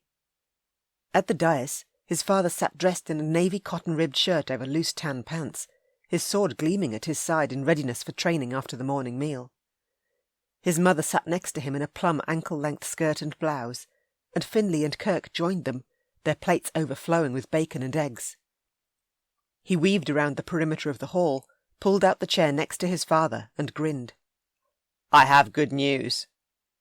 Dad grinned back at him as he stabbed a wedge of sausage and smeared it through the tomato sauce on the side of his plate. Would that news have something to do with the young woman you steered inside the keep after sunset, the one you ferreted away in your chamber and didn't introduce to us all? The very one. Finlay leaned forward in his camouflage cargo pants and black shirt. Then that explains the blast of contentment I got along our brotherly bond during the night. I returned from the chase of my mated one halfway through the night because I sensed your excitement. Congrats. Thanks. Her name is Isla. Kirk clasped his shoulder. I caught sight of your Isla when I was in the control room. I got the same blast of contentment that Finlay did. She's a pretty wee bear. She's also the eldest daughter of her clan's chief, Murdoch Matheson. He's a seer, his mate having passed not long after Isla was born. That had to have been hard. Dad slid one arm around his mother's shoulders and drew her closer. What skill does Isla hold? She can compel, and she's very strong. I couldn't move a muscle when she told me not to move. And why would she tell you not to move? A teasing twinkle lit his father's eyes. We were setting boundaries at the time. Boundaries of a good sort. She and her partner are working a case that brought her right to our doorstep. Capturing her last night, and just as the moon rose, was a stroke of good luck. Where's her partner now? His mother stirred a teaspoon of honey into her cup of tea, her wavy hair, the same dark shade as his and his brother's hair, swishing about her shoulders in a soft bob. His name is Daniel, and the two were going to chat again this morning. You'll need to take great care if she holds the skill of compelling. Dad munched on his sausage. Did you complete the bond? We spent much of the night talking. Isla explained why she's run these past 5 years, and that she has no intention of losing her father. I've assured her she never will, although I've yet to learn the whereabouts of her home base. Give her time. She must first learn to trust you. Dad picked up a piece of buttered toast and bit into it. Your mother and I will gladly reassure her she has her freedom, if that's what you wish for us to do. Of course she has her freedom. Mum reached across Dad's lap and squeezed Ian's arm. You should also consider taking a week or 2 off. Take her away and spend some time with her. Just the 2 of you. Unlike every other mated pair in our clan, you 2 haven't known each other your entire lives. As long as no one here minds that I do, I'm in total agreement. Being alone with Isla was exactly what he needed. Mum, Isla arrived with nothing. Do you think you can rustle up a change of clothing for her? I certainly can. What else might she need? Breakfast, and a large cup of coffee, black, no sugar. Lovely. She rose and kissed his cheek. That sounded like an invitation to go and introduce myself to her. I'll bring her down with me when I return. Kirk poured a cup of steaming coffee from the flask in the centre of the table and nudged it toward Iain. If her father is the seer of her people, what's the likelihood we can talk to him about our missing mates, Finley's and mine? I've already mentioned your search to Isla and about how otherworldly it is. I'll bring it up again the moment I can. He'd do anything he could to aid his brothers in their pursuit of their chosen ones, just as they would do the same for him. I need you two to keep an eye out for her partner. Daniel holds the ability of telekinesis and can lift a man with his mind alone. I don't doubt he'll turn up here before too long. He and Isla are close, very close. Will do. Kirk rolled the cuffs of his dark shirt to the elbow, exposing the sheathed daggers at his wrists. Did you have any issue with said partner last night? He had his own problems to deal with. They were hunting 2 rogue bears from the offshoot clan of Matthews when I found her. The rogues got away, and neither Daniel or Isla intend to give up the chase. There aren't many shifters left within the Matthews diluted bloodline, Kirk said. Those who can shift can only do so on the night of a full moon. Iain! Mum hurried toward him, her silk scarf a vivid streak of plum flapping behind her. There's no sign of Isla in your chamber, and the shower was left running. He shoved back his chair and eyed his brothers. Secure the keep. Lock everything down. She's not leaving here without me. I'm on it. Finley raced out the door. Kirk gritted his teeth. I'll check with the guard in the control room. If she's left, we'll soon know it. Near the postern gate at the rear of Ivanson Castle, Isla compelled the guardsman on duty, her voice floating around him in its divine way. You've never seen me, and will have no knowledge I've walked this way. You'll even turn any surveillance footage off and rewind and tape over any images of me. Aye, miss. Cloudy-eyed, he stepped aside and allowed her to pass. With Ian's car key in hand, she snuck through the gate and raced across the gravel lot to his red convertible parked at the rear. Engine on, car in gear, she busted down the private winding road lined with thick pine trees either side. She hadn't wanted to leave Iain like this, but if she'd stayed a moment longer, Daniel would turn up, and right now they had no time to lose. Finding the Matthews was too important to let it slide a moment longer. Her cell phone rang, and she dug it from her pocket and answered it. Hey, Daniel. Hey, back at ya. Where are you? I'm coming. I'll be at the inn in 5 minutes. She pressed the button for the window, and it lowered with a gentle hum. A cool breeze fluttered the short sleeves of Ian's black shirt, the very one he'd worn last night. She hadn't been able to leave without something of his that held his scent, and so before she'd slunk out of his room, she'd nabbed it and tied the 2 front flaps together over her own clothes. Goodness, her man smelled delectable, like woodsy pine and sunshine. She wanted to roll around in an open meadow with him, surrounded only by the beauty of the outdoors, and kiss him again until he made her body hum like he had last night. Are you all right? Daniel's question broke her happy reverie. Aye, Iain was the perfect gentleman, but he'll be on my 6 the second he realises I've gone. Or she certainly hoped he would be. She wasn't yet ready to give up tangling with him until the next full moon rose. I've got the engine running. The chief scoured through satellite images taken of this area last night before it got too dark. He was able to confirm a match on the description I gave him of the Matthews mustard-coloured jeep. They passed through the village 30 miles to the west, the same village we passed through on our way here. He's got evidence of them turning off the main road and crossing Milliner's Bridge. There's a large property on the right, one holding acres and acres of corn. Who owns the property? A man by the name of Gerald Matthew Borner, 90 years of age, although he's recently deceased, and the property is sitting in trust until the reading of the will. There's nothing on the property but an old and somewhat dilapidated shack. The chief's waiting for further satellite images to come through on the shack this morning. He's hoping the jeep is still there. Who's Gerald Matthew Borner, and why hasn't that name cropped up until now? The old man was a recluse who barely left his property. How close are you now? 2 minutes, no more. She squealed around the corner, flicking stones onto the grassy verge. This time we'll find them and haul them in by their balls. She hung up, tossed her phone onto the leather seat next to her, and drove like a wild woman. Right on time, 2 minutes later, she skidded into the parking lot, dust pluming into the air. She wound the window up with an inch gap to spare at the top, grabbed her ringing phone that displayed an unknown number, locked the car and slid the key through the gap. It bounced on the tan leather seat and sprang onto the floor. Sprinting, she raced to the SUV and slid into the front seat next to Daniel. "Go," she said, then answered her phone, a whole lot out of breath. "Hello, you've reached Isla." A low growl rumbled down the line. "Where the hell are you?" "Clever bear. How'd you get my number?" Her mate was very resourceful. "I memorized it before you hung up from Daniel yesterday.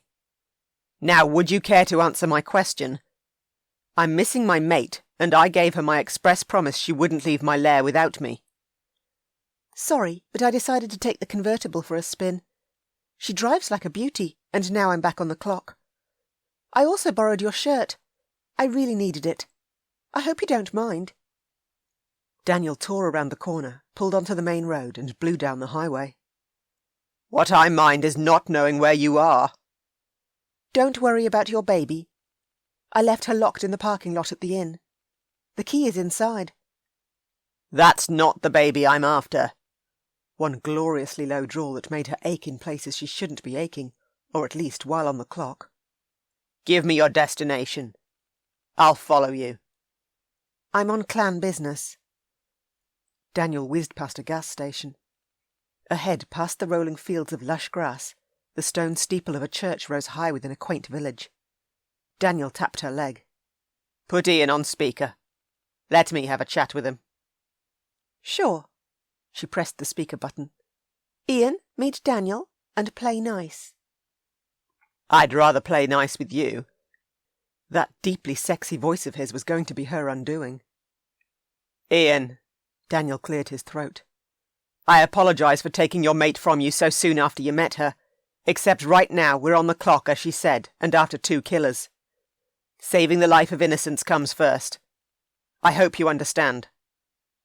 "I understand, but you still have no right to take her from me." A car engine roared to life, and then a door slammed shut, the dual sounds loud coming down the line. "Follow us, then," Daniel offered. "Since it sounds like you're on your way.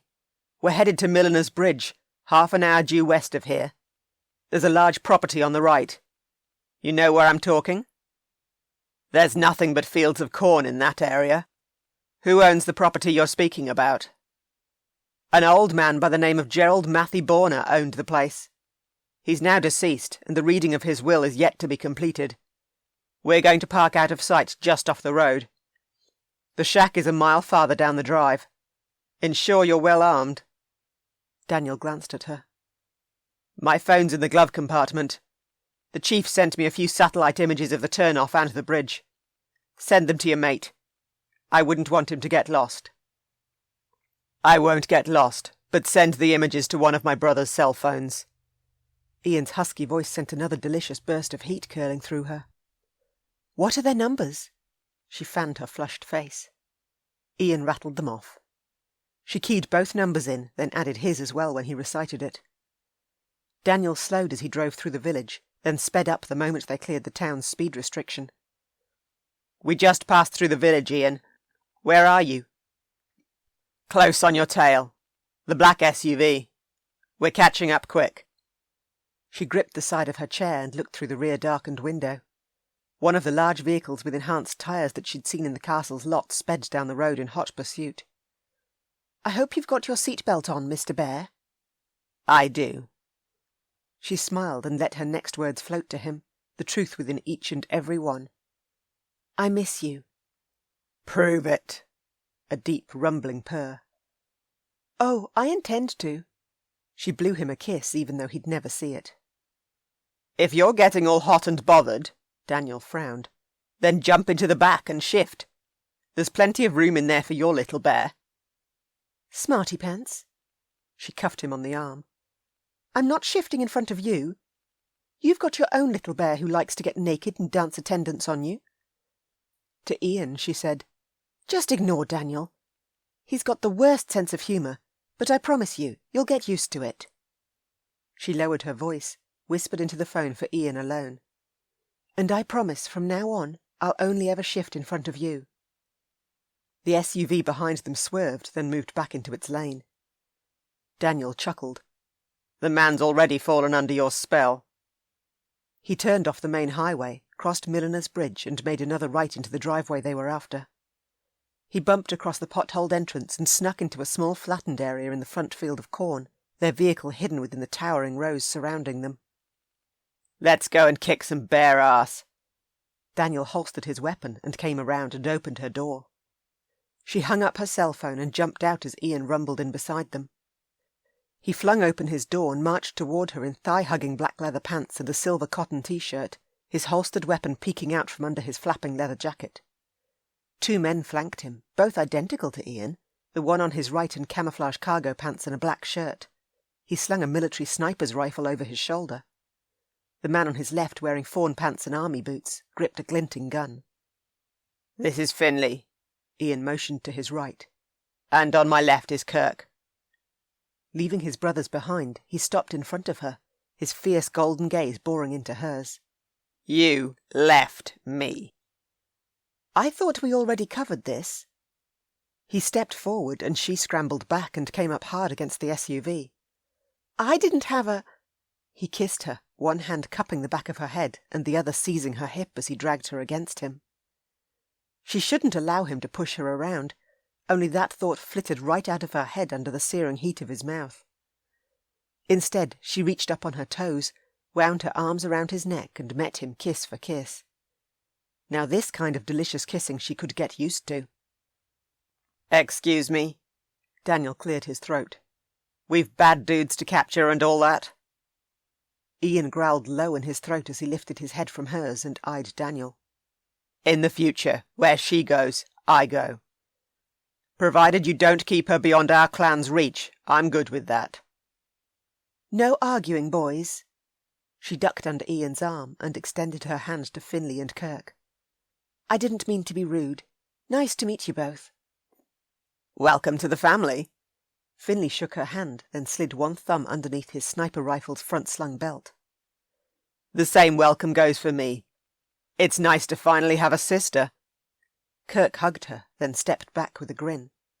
"Very few people can catch my brother out the way you have today, and have for the past 5 years. I've been in awe of your talents for a while." "Oh, thank you." Barely hiding her smile, she gestured toward her partner. "This is Daniel, and please be very careful around him. He holds the skill of telekinesis and likes to pull all sorts of interesting stunts." "I'd like to see your skill at work." Finley shook Daniel's hand. "That's when we're not chasing 2 killers. Rogue bears, I've been told." "They sure are. Owen and Ewan Matthew make up 2 of the 4 shifters we're aware of in their offshoot clan. On the night of the last full moon, they killed 2 innocent people, and now they've tasted human blood, there's no knowing what they'll do next. We've been ordered to capture and contain." He eyed everyone in turn. "Since we all appear set to go, Finley, you take the right, Kirk the left. The rest of us will span out through the centre. Keep your senses alert. We're headed toward the shack a mile along the driveway through the corn." Finley trotted into the towering stalks on the right, while Kirk disappeared into the field on the left. She jogged in after Daniel, and Iain matched her step for step at her side. They ran the mile through the soft dirt, the corn stalks waving in the gentle breeze a good 3 feet above her head. Then, when Daniel raised a hand, they slowed and crouched at the periphery of the corn and all huddled next to him. 2 rows of corn remained between them and a wooden-boarded shack. The corn swept in a circle around a dusty front yard bare of even one single tree. In the centre of the yard was a mustard-coloured jeep coated in dust, the same one from the inn, and standing in front peering inside the raised hood was a middle-aged man in mechanic's overalls and a cap stuck backwards on his head. He planted one hand on the grill and whipped an oily rag hanging from his back pocket out and unscrewed a cap. "That's neither of the Matthew brothers," she whispered, "although that jeep is theirs." "I'll take a pic." With his cell phone in hand, Daniel snapped an image of the mechanic with the shack in the background, then sent it through to the chief. Iain hunkered behind her, slid one arm around her waist, and tucked her back into the V of his spread legs, his heat and fresh pine scent surrounding her. "Any idea who that is?" he murmured in her ear. "No, but I'm going to find out." She kept her tone low, but used her ability to compel to its greatest degree. "Ian, Finley and Kirk, you'll not utter a word in protest about my leaving, or try to restrain me, but you will all cover me." She winked at Daniel. "I need to get closer so only the mechanic can hear me. You get ready to check out the shack." "Will do, and you're going to be in so much trouble with the big bear after this." Daniel grinned. "I can't wait to tell Emma about you and your mate. She's going to love hearing about what's gone down." "She's going to hate she missed out on it, too." "She sure will." To the others, he said, "Keep an eye on the feisty one for me after I leave. She can be a handful at times. She also takes a bit of work to rope in." "Be careful," Ian warned her, thankfully his words not a protest. No one had cracked her compelling yet, but if anyone could, it might very well be him. "I will." She kissed his cheek. "You'll learn to trust my abilities soon enough, then I won't need to compel you at all." She slipped out of his grasp and crawled one row closer so she couldn't be seen, but could still easily project her voice. Ian crawled in over top of her, shielding her completely with his body, then flattened her to the ground. "Just covering you, as requested.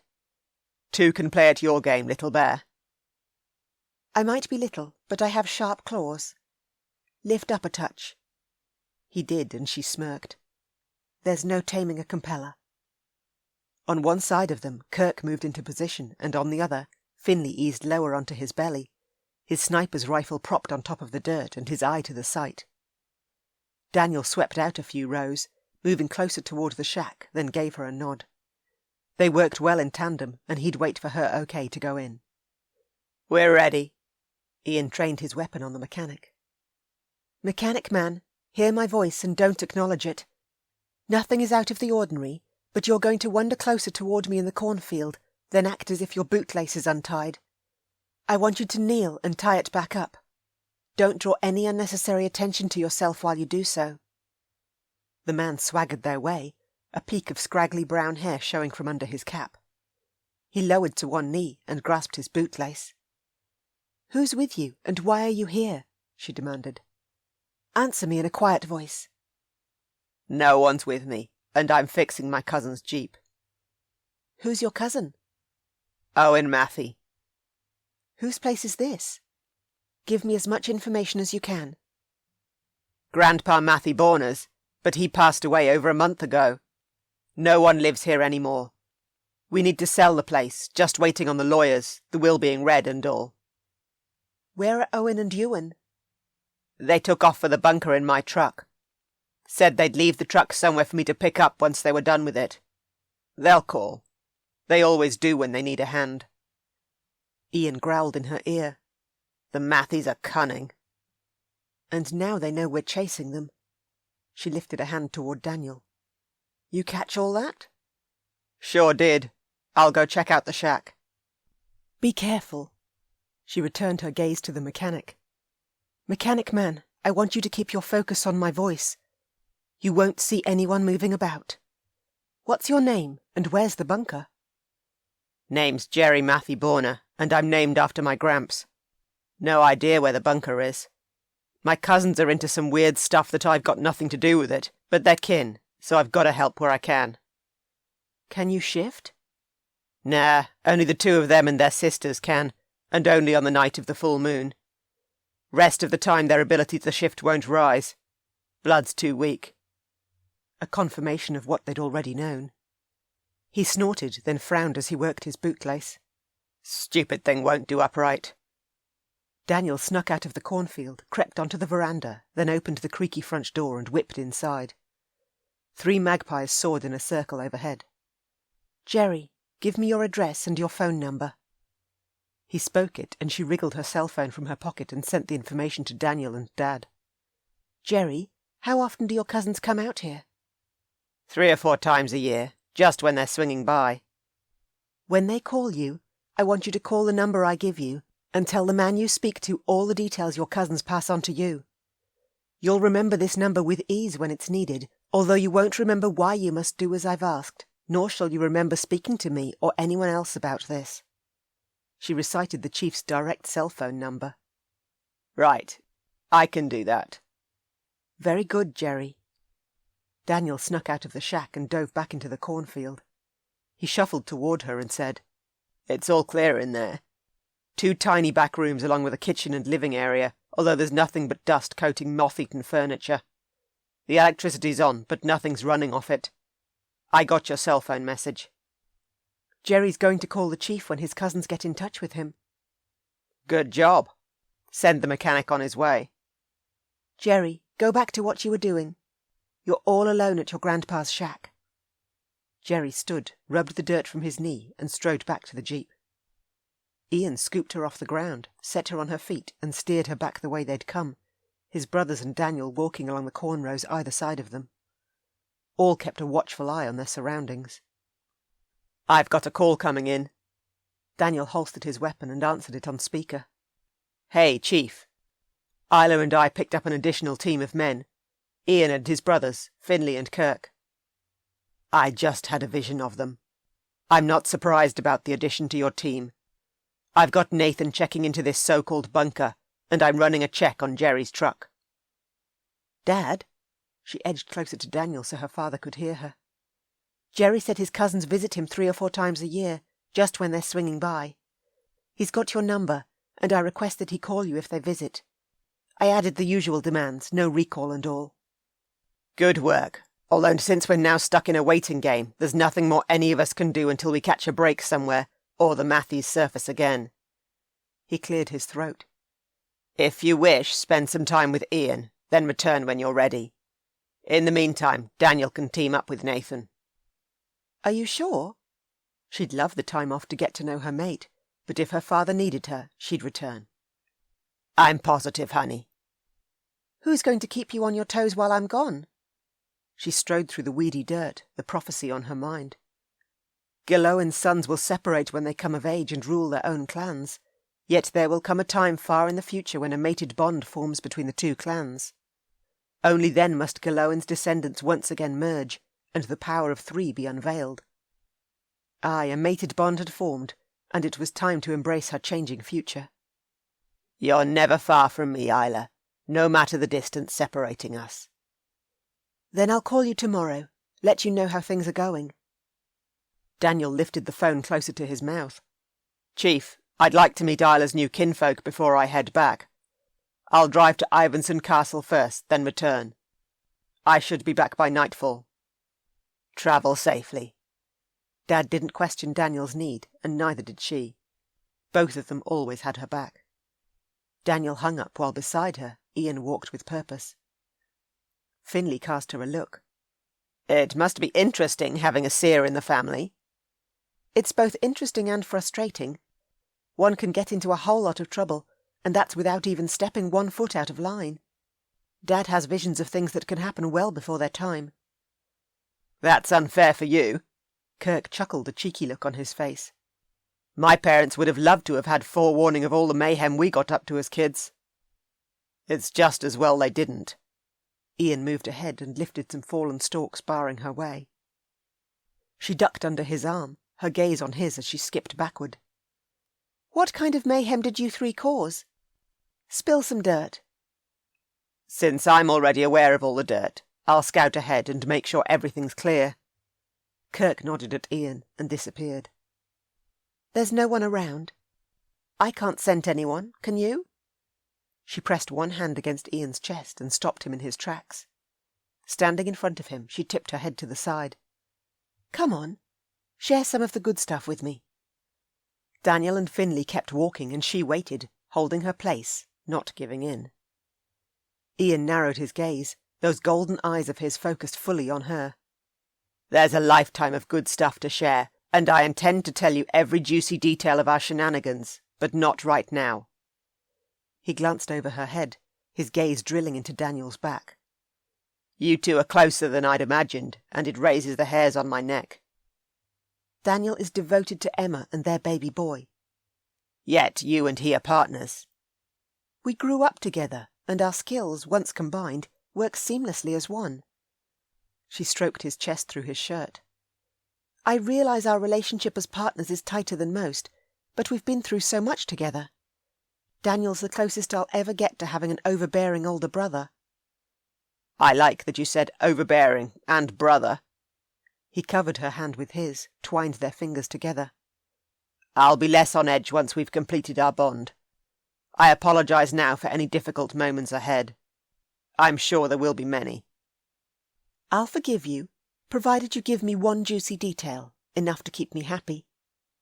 There was this one time, he kissed the tip of her nose, when the three of us decided it was time to up the ante on our sword training. We all swapped out our childhood wooden swords for the real deal, and after we did, we snuck outside in the dark of the night and battled each other in the training yard. Did any of you get hurt? We could barely raise those massive steel swords. We must have been all but 6 at the time. A smile lit his eyes. I almost cut my toe off when I dropped the blade, and Finley stuck the end of his into Kirk's butt when he tried to swing it. Kirk couldn't sit for a week, and Finley and I couldn't stop laughing. That's priceless, she chuckled, imagining all he'd said. Do you still train together? Our clan adheres to the old ways. We train daily just in order to expend our excess energy. So do all within my clan. She rubbed her cheek against his chest, drawing his scent to her skin. As she did, he straightened the collar of her shirt, his fingers sliding over her nape and tangling in her hair. In her ear he whispered so sensually, I intend for us to build a lifetime of memories together, ones we'll cherish forever. Would you like that? It sounds divine. Then we'll begin by indulging in an escape, one you'll require some essentials for. Essentials? You mean like clothing and such? Aye, that's exactly what I mean. Holding her hand, he led her back along the track and into the small clearing where they'd parked. He opened the rear door of his SUV, and she hopped inside and shuffled along while he called out to Daniel. Pull over at the village's department store on your way through. My mate's riding with me. Sure thing. Daniel drove out first. Kirk took the wheel and Finley sat beside him, while Ian buckled her in and spread his arm along the top of the back seat. He played with her hair, his fingers sliding through her long locks as they crossed the bridge and turned onto the main road. She lowered her window and sighed as the fresh country breeze chased across her heated flesh. His touch warmed her as nothing else could. Leaning closer, he nipped her ear. No more running. I want your agreement on that. No more running. She looked into his eyes, the promise of her words in her own. Right now, I want some time alone with you, as promised. Although I won't allow the Matthews to get away, and neither will Daniel. That case takes precedence over all else. I agree. The innocent must be protected, but from now on we'll work the same cases, whether that's alongside Daniel and your kin, or with my brothers and my clan. I won't take you away from your family, but so too I won't leave my own. One of my greatest fears in finding you has always been what I might lose in the process. She rested her cheek against his shoulder. I need my father, and he needs me. You won't lose him. I'll make sure of it. Her mind stretched and battered against his, trying to force its way in. A pathway would remain elusive until they'd completed the bond. She squeezed her eyes shut, the pressure intensifying tenfold. Are you all right? He rubbed one thumb over her scrunched forehead. My mind demands the link too, just as yours did last night. Then we'll need to do something about it. I found touch helps. He caught her hand, brought her palm to his lips and kissed her. He was right. A little of the pressure eased in her mind from his touch, although she needed far more touch than what he'd so far offered. She claimed his mouth, and he opened his lips under hers and kissed her in return, a heady merging of mouths that left her breathless and dizzy for more. More she couldn't also wait to claim. Regardless of her running, her mate was all she'd ever secretly hoped he'd be. Chapter 4. The Ancient House of Clan Matheson, 1210. Kenneth's course was set. He strode along the stone Seagate landing, released his skiff's mooring rope, coiled and stored it under the centre seat, and with the oars in hand, rowed beyond the breakers. As the wind picked up, he tucked the oars away, seized the ropes and raised the sail. The wind filled it with a hearty slap, and with his feet braced wide along the side, he steered his boat as it shot off like an arrow. Along the loch the village lay, and the lass who would soon be his. All his senses honed in on her. Hell, all of his life he'd known she would be close, and a week passed when he'd visited the village to aid his mother and grandmother's fae people in the search for a lost child. He'd been entranced by Elizabeth, the elder sister of the lost lad. 'Twas as if his soul had already recognised their mated bond. Her anguish had gripped him and wouldn't let go. That night he'd shifted form with his father and searched the woods, tracking the lad by his scent alone, and when they'd found him huddled deep within the dense brush on the cold and damp ground, a little of his anguish had eased. Elizabeth's brother, although suffering a broken leg, would survive that day. The wind plastered his tunic against his chest and whipped his shoulder-length hair about his neck as he sailed toward the sleepy village. Houses of stone and clay, cloistered tightly together and surrounded by a high stone wall, beckoned him with the promise of the one who awaited him within. He steered his skiff toward land, lowered the sail as he neared the pebbly shore, and jumped into the knee-deep water. He hauled his boat half onto the beach, then stopped as the faint fragrance of lavender and all things sweet reached him. 'Twas Elizabeth's scent, one that had embedded itself deep into his mind the week before. "Kenneth!" Elizabeth raced through the gap in the stone perimeter wall, her blue gown swishing about her legs, and her long golden blonde locks catching the moonlight and shining like silk as her hair streamed behind her. She hurried down the stony trail, onto the beach, and bounded into his arms. He barely planted one foot back in time to seize them both from toppling over. "I knew you'd come for me this eve," she breathed in a rush. "Your grandmother spoke to me after you found my brother.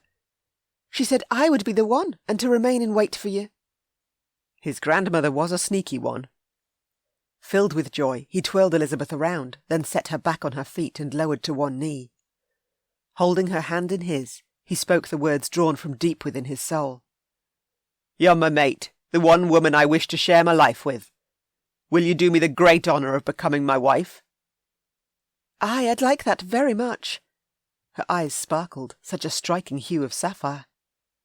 "Would you like to speak to my father?" "Nay, I shall simply steal you away, and inform him on the morrow that you're to be my bride."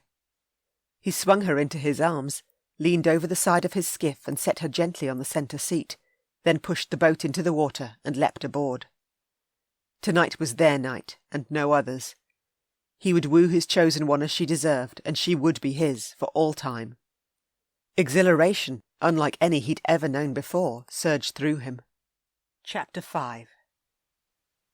Panting for breath in the back seat of the SUV, Ian nipped Isla's lower lip, then pulled back an inch as Kirk drove them toward the village.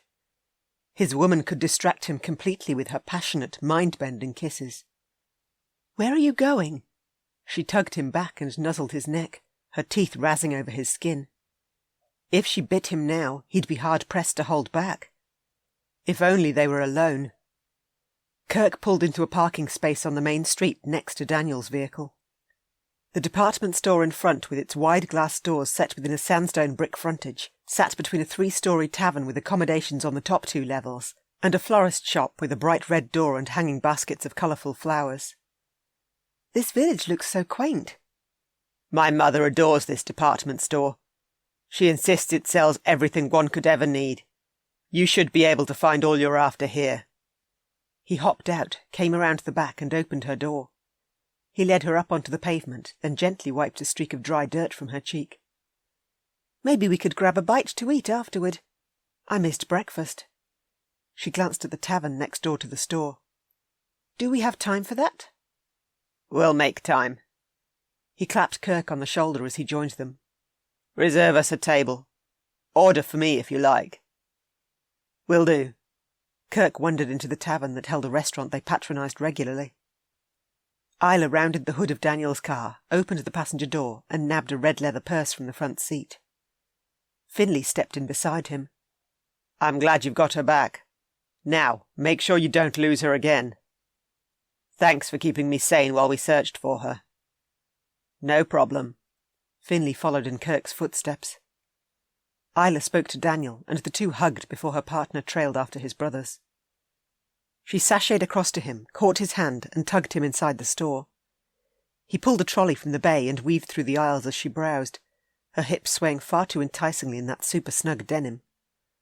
All he wanted to do was drag her against him, stamp his mark on her as he had last night, and ensure she never left his side again. The chase this morning to catch her had worn at his nerves. Hell, he really needed to be alone with her, and soon. He'd take her to the cabin. It was the perfect place. In front of him, Isla thumbed through a rack of jackets, her golden gaze darting between the clothing and him. "Are you all right?" "I'll be fine once I've got you alone." "We're fairly alone now, give or take the odd shopper." She sidled closer, pressed her entire body against his, every glorious and curvy inch of her. "We could even call this our second date." "If this is our second date, then I'm sorry about the tag-alongs." "I can handle them. Plus, I'm used to being around my clan, and I'm rarely alone."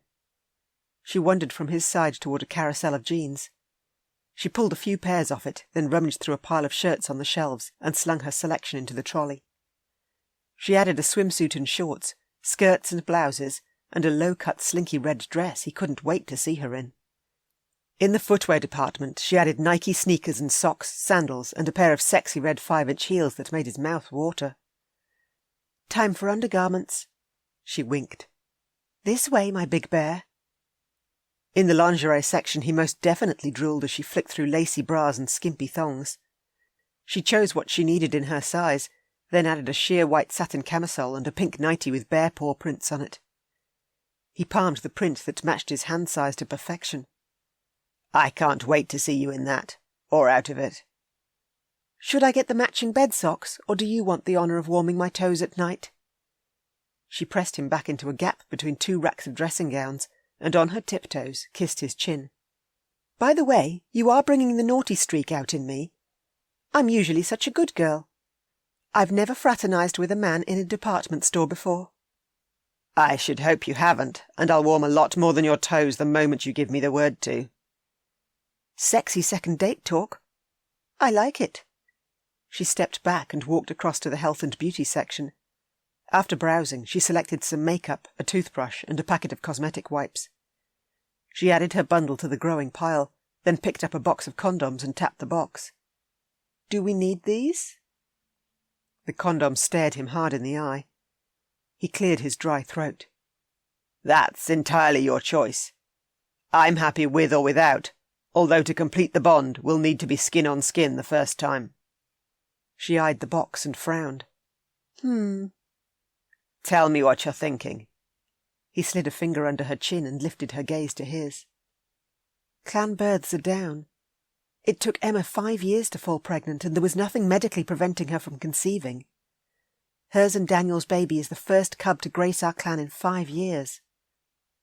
It's been 5 years since our last clan birth, too. Couples are struggling to conceive at Ivanson Castle, and without any medical reason why." "Do you think it's got something to do with the prophecy?" "I don't know. Do you?" "I've no idea. Something certainly isn't right, though." She turned the box over. "So the question is, do we use these, or allow the natural course of events to unwind?" "Whether we choose to use them or not is one decision we don't have to make right at this moment." He slid the box from her hands and added it to the trolley. "If you wish to use them, we shall. If not, then we'll discard them. Either way, my desire to be with you will never waver, condoms or not." "Thank you." She peeked in both directions of the deserted aisle. "Can I tell you something rather personal?" "Of course. You can speak to me about anything." "I'm feeling hot just at the thought of completing the bond. I want your body sliding against mine, all skin on skin and nothing else. I'm also surprised by how much I want it. It's as if from the moment we met, the relationship I've denied us both these past 5 years is the one thing I want, and right now." "I feel the same way." After leaving the checkout area, Isla walked outside to the SUV as Iain carried her purchases. He opened the trunk, and as he set her bags inside, She leaned against his back and stroked his broad shoulders. She caressed downward, over his rigid biceps and back up again. "I hope you don't mind public displays of affection." "I'd be a fool if I did." He closed the trunk and faced her, his eyes a molten pool of liquid gold. "My body is yours to touch, as and when you wish." "The same goes for you." "Then that will make for an interesting time away together." He twined their fingers and led her through the tavern's front door and past a corner table in the entranceway with a decorative oak-aged beer barrel with the innocent gun stamp emblazoned on the front. A long carpet runner of rich burgundy and blue ran the length of the wooden floor in front of the bar up ahead. Standing behind the bar's polished oak countertop was a portly barman, dressed in black pants and a white shirt, with a red and blue checked tea towel slung over one shoulder. He poured a drink for a businessman dressed in a grey suit who perched on one of the 4 bar stools. Behind the bar stood a tall display cabinet with engraved wooden columns and intricately designed architraves, its shelves filled with beer mugs, shot glasses, and wine and champagne flutes. This tavern looked so similar to the one at home where she and Dad ate every Sunday. They usually ordered her mother's favourite meal, bangers and mash. She'd missed this Sunday's meal, only 2 days away. A wave of sadness washed through her. "You've gone quiet all of a sudden." Iain stroked the inside of her palm with his thumb as they wandered across the room toward Daniel and his brothers, seated at a large round table, their legs kicked out in front of them and beer mugs in hand. "I'm reminiscing. Every Sunday Dad and I eat out at the local pub. There aren't many Sundays we miss. Only those when work calls us away. Dad started the tradition with Mum before she passed." "How did that happen, her passing? If you don't mind me asking." "You can ask me anything you like, and she had cancer. She discovered a lump in her breast during the early stages of her pregnancy with me. They operated, but she wouldn't allow the doctors to treat her any further than that, not while she was expecting. Unfortunately, the cancer spread quickly. She was so sick toward the end, and the doctor delivered me as soon as he could. She passed just a week after I was born." Tears welled in her eyes. "She gave up her life so I could have mine." "She loved you, right from the very beginning."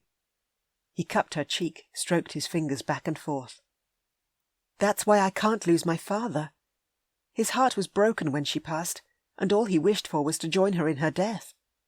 He would have taken his own life if not for me, and the fact my mother had made him promise to give me all the love he held inside him, to raise me as she would have." She snuggled deeper into his touch. "You'll never lose him, and of that I give you my absolute word." "Thank you." She'd hold on to his word, knew to the depths of her soul he spoke the truth. He led her around the table and pulled out a chair for her next to Daniel. "You're crying." Daniel eyed her, then scowled at Iain. "Do I need to hurt someone?" "I was telling Iain about my mother and how she passed." "Ah, I see." Daniel tucked a lock of her hair behind her ear, as affectionate with her as he always was. Growing up together, tussling as young cubs and later in life, relying on each other as partners, had forged a bond between them no one could break. "Hands off my woman!" Iain leaned forward, his gaze as hard as shards of ice on Daniel. "No, no, no." She gripped Ian's leather-clad thigh and rubbed. "You two aren't allowed to fight because of me. There's no taming an alpha male's bear, but I'm certainly going to try." "Here's our waitress," Daniel intervened. Fabulous. Perfect timing. She smiled at the blonde-haired woman in her impeccably pressed black pants and tartan-collared white shirt as she set a platter of breads and dips on the table. The woman dipped her head, then weaved back around the tables and through the swing door into the kitchen. Daniel nudged a glass of lemon and lime bitters toward her.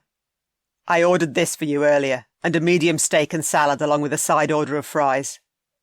"Extra ketchup?" "Of course." "Wonderful. Thanks." She swirled the ice around the frosty glass with the red straw, then sipped her drink as Iain frowned at it. She eyed her beverage. "Is there something wrong with my drink?" "He knows what to order you." He took a swig from his beer. "Oh, territorial bear. Your brothers know what to order you, right?" "They're my brothers." "Same goes for Daniel. He's my brother, but I'll tell you what, You can ask me any question you like, and I'll answer it. You have free rein. Go for it. Tell me your first childhood memory. He leaned forward, elbows on the table, interest gleaming in his eyes. Except for that one. Next question. You said free rein, and I don't care for any secrets between us. Or between us as well. Finlay smeared a slice of warm crusty bread with garlic butter, then leaned back in his chair. As brothers, we're closer than most. It's essential we get to know you as well as Daniel clearly does. You are all so frustrating. It appeared she wouldn't get out of this one. After blowing out a long breath, she nodded. All right, my first childhood memory involves nudity. Mine and Daniel's. Damn it. Iain gritted his teeth and snarled. I should just lop off his head right now. You could have lied, little sister.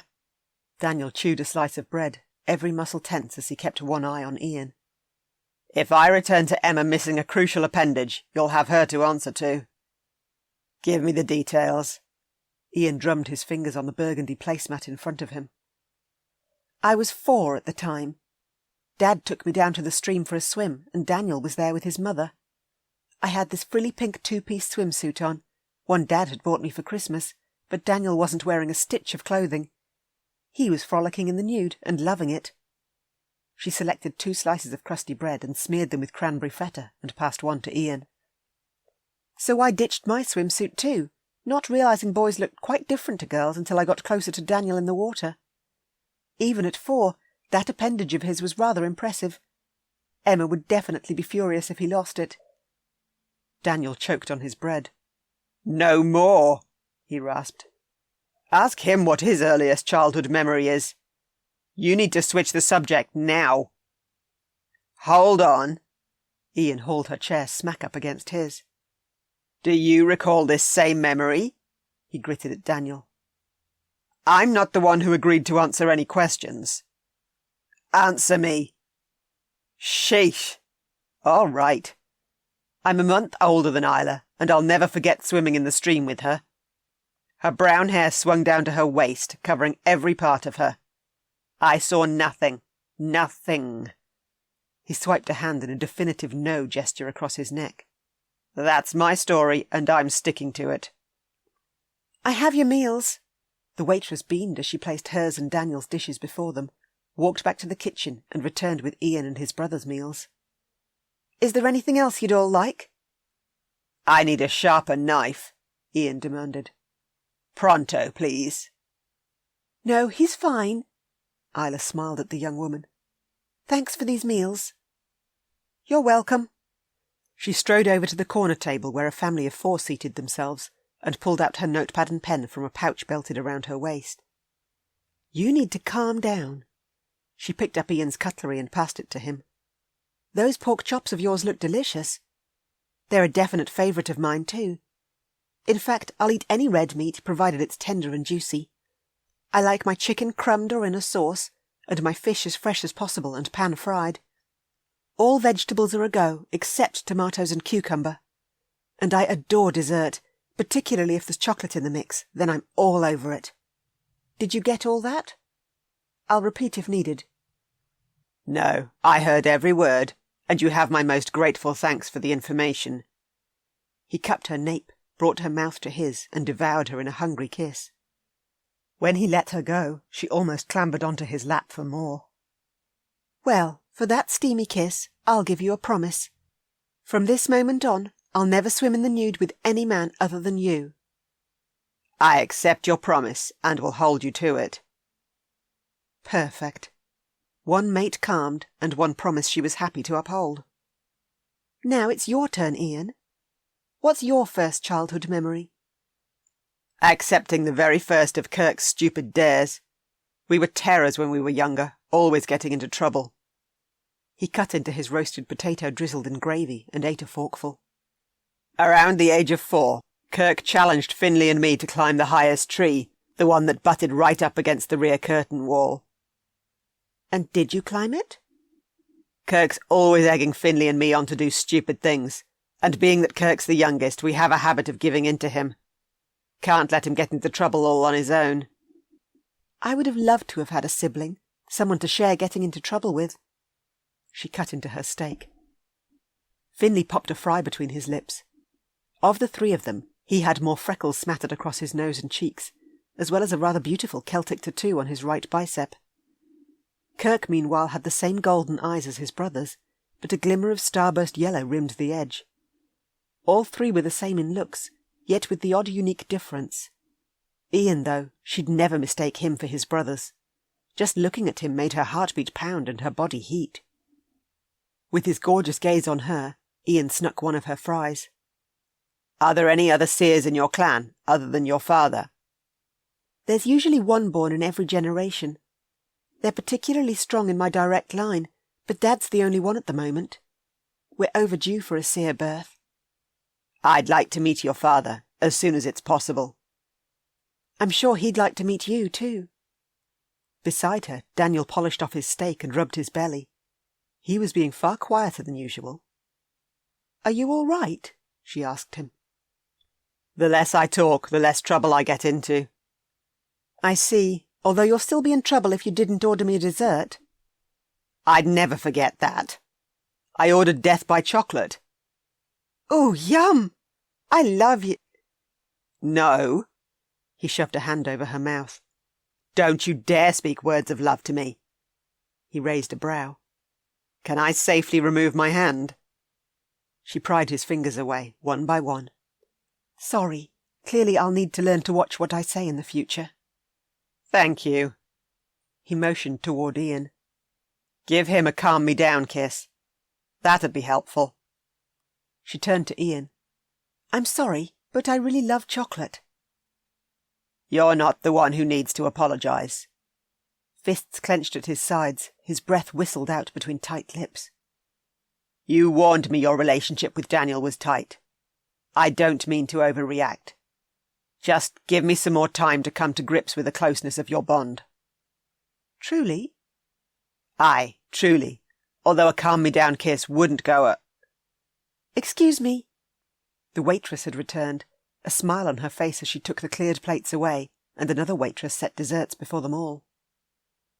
Isla swivelled her plate around to further appreciate the slice of gooey chocolate cake, a mound of hot fudge ice cream, and wedges of darkened milk chocolate protruding from a swirl of rich chocolate mousse. Across from her, Finley spooned apple shortcake into his mouth, and Kirk licked his lips as he eyed his apricot crumble drizzled with cream. Daniel thanked the waitress for his strawberry cheesecake, and Iain stirred sugar into a cup of strong black coffee, no dessert in sight. Do you not like a sweet treat after a meal? She plucked a wedge of milk chocolate from the mousse and ate it. I rarely eat anything sweet. Wow, that's almost a crime. She scooped ice cream into her mouth, and sighed as the decadent confection slid over her tongue and sent her taste buds dancing. You have to try this. She offered him a spoonful, and when he opened his mouth, she slipped it inside, then waited until he'd swallowed. It's good, right? It's very sweet. He leaned in, his mouth a whisper from hers. But I'd rather taste it directly from your lips. I don't like sharing my chocolate. You're lucky you got the spoonful you did. Is that right? His eyes gleamed with mischief, all sign of his frustration slipping away. That wasn't a dare. Sounded like it to me, my little bear. Iain sipped his coffee, his gaze on his woman.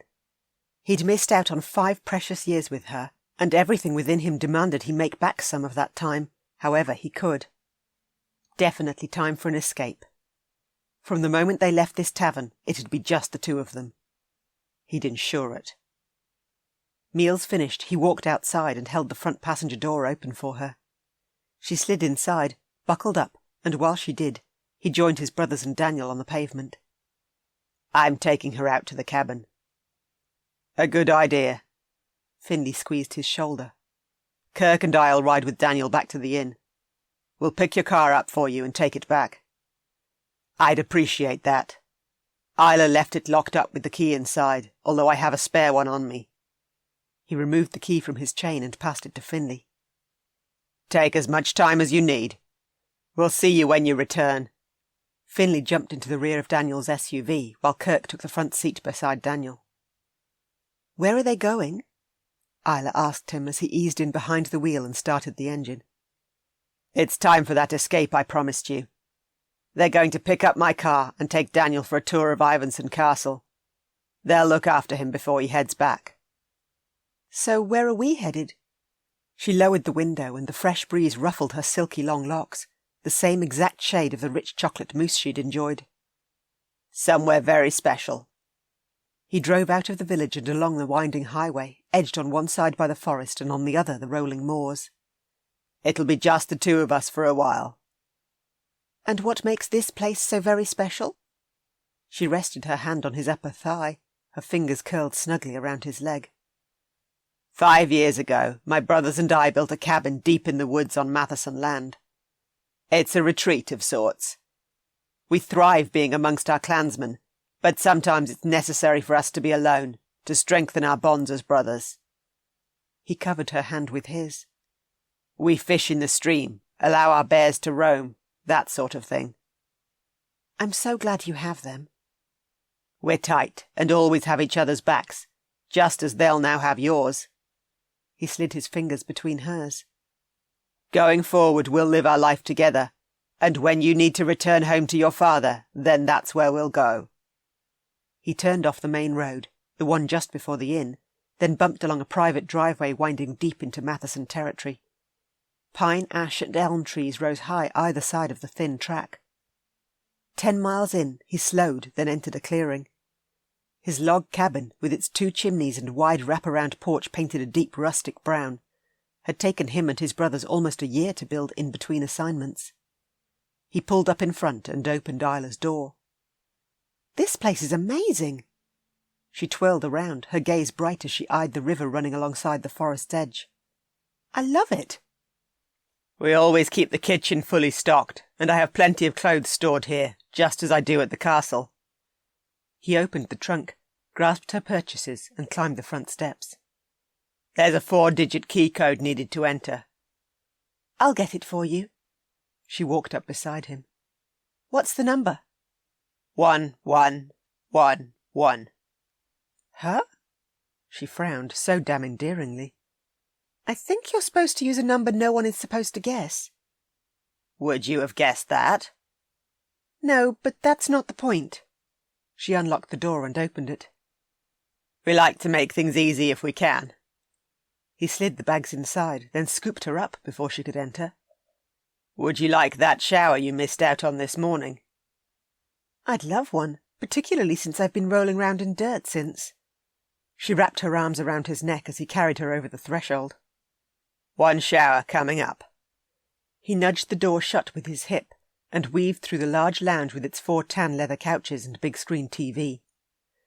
Down the passageway across the plush cream carpet he strode. He passed his brother's bedrooms, then stopped at the open doorway of his own and gently set her back on her feet. "The bathroom is to the side. I'll grab your bags." "Thank you." She unzipped her knee-high leather boots and peeled them and her socks off, then shrugged out of his borrowed shirt and whipped her tank top over her head. No, he wouldn't be able to move an inch from this spot even if his life depended on it. "You were going to get the bags."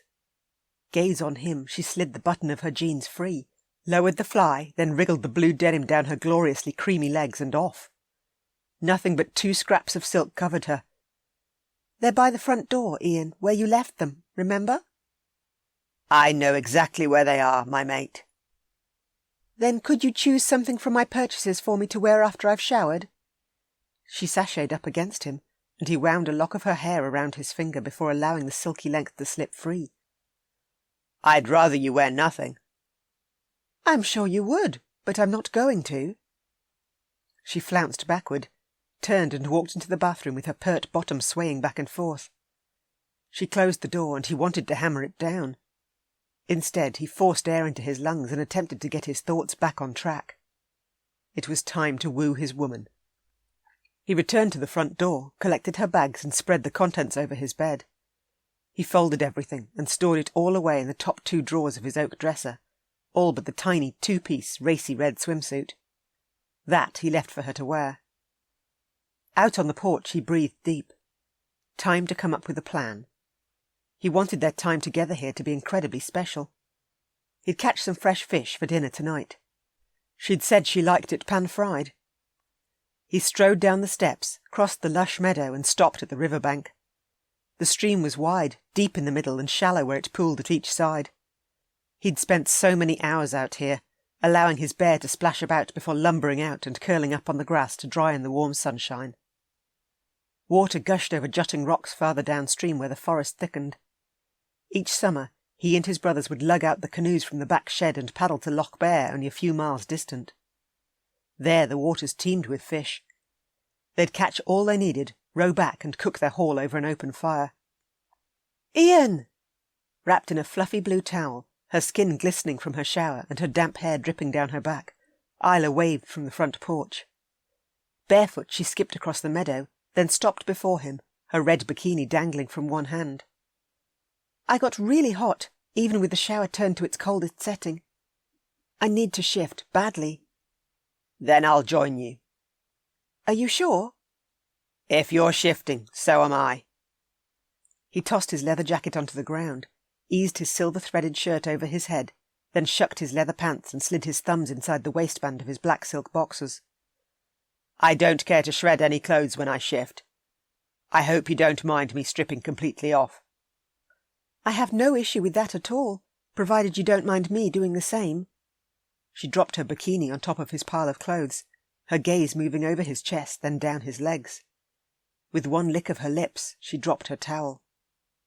Nothing. She wore not a stitch of clothing, and his bear almost jumped right out of him. Chapter 6. Across the Highlands, a great distance from the ancient house of Clan Matheson, 1210. For the past month, from the passing of the last full moon to the rise of tonight's one, Ivan had ridden across the Highlands following the path his soul had led him on. Everything within him now sensed his mate. She was close, and his desire to find her beat at him as the night sky above darkened to a midnight black.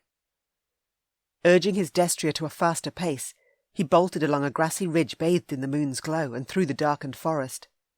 He rode hard until he reached a clearing where a mystical stone circle appeared before him, a most magical and sacred place. The massive slabs of stone shone a serene white, and there, standing in the centre of a dozen tall pillars, stood a young woman in a corseted cream gown, her pale hair curling in long golden locks down her back. The fine velvet of her gown hugged her trim waist with an entwining of gold and cream silk ribbons along the bodice.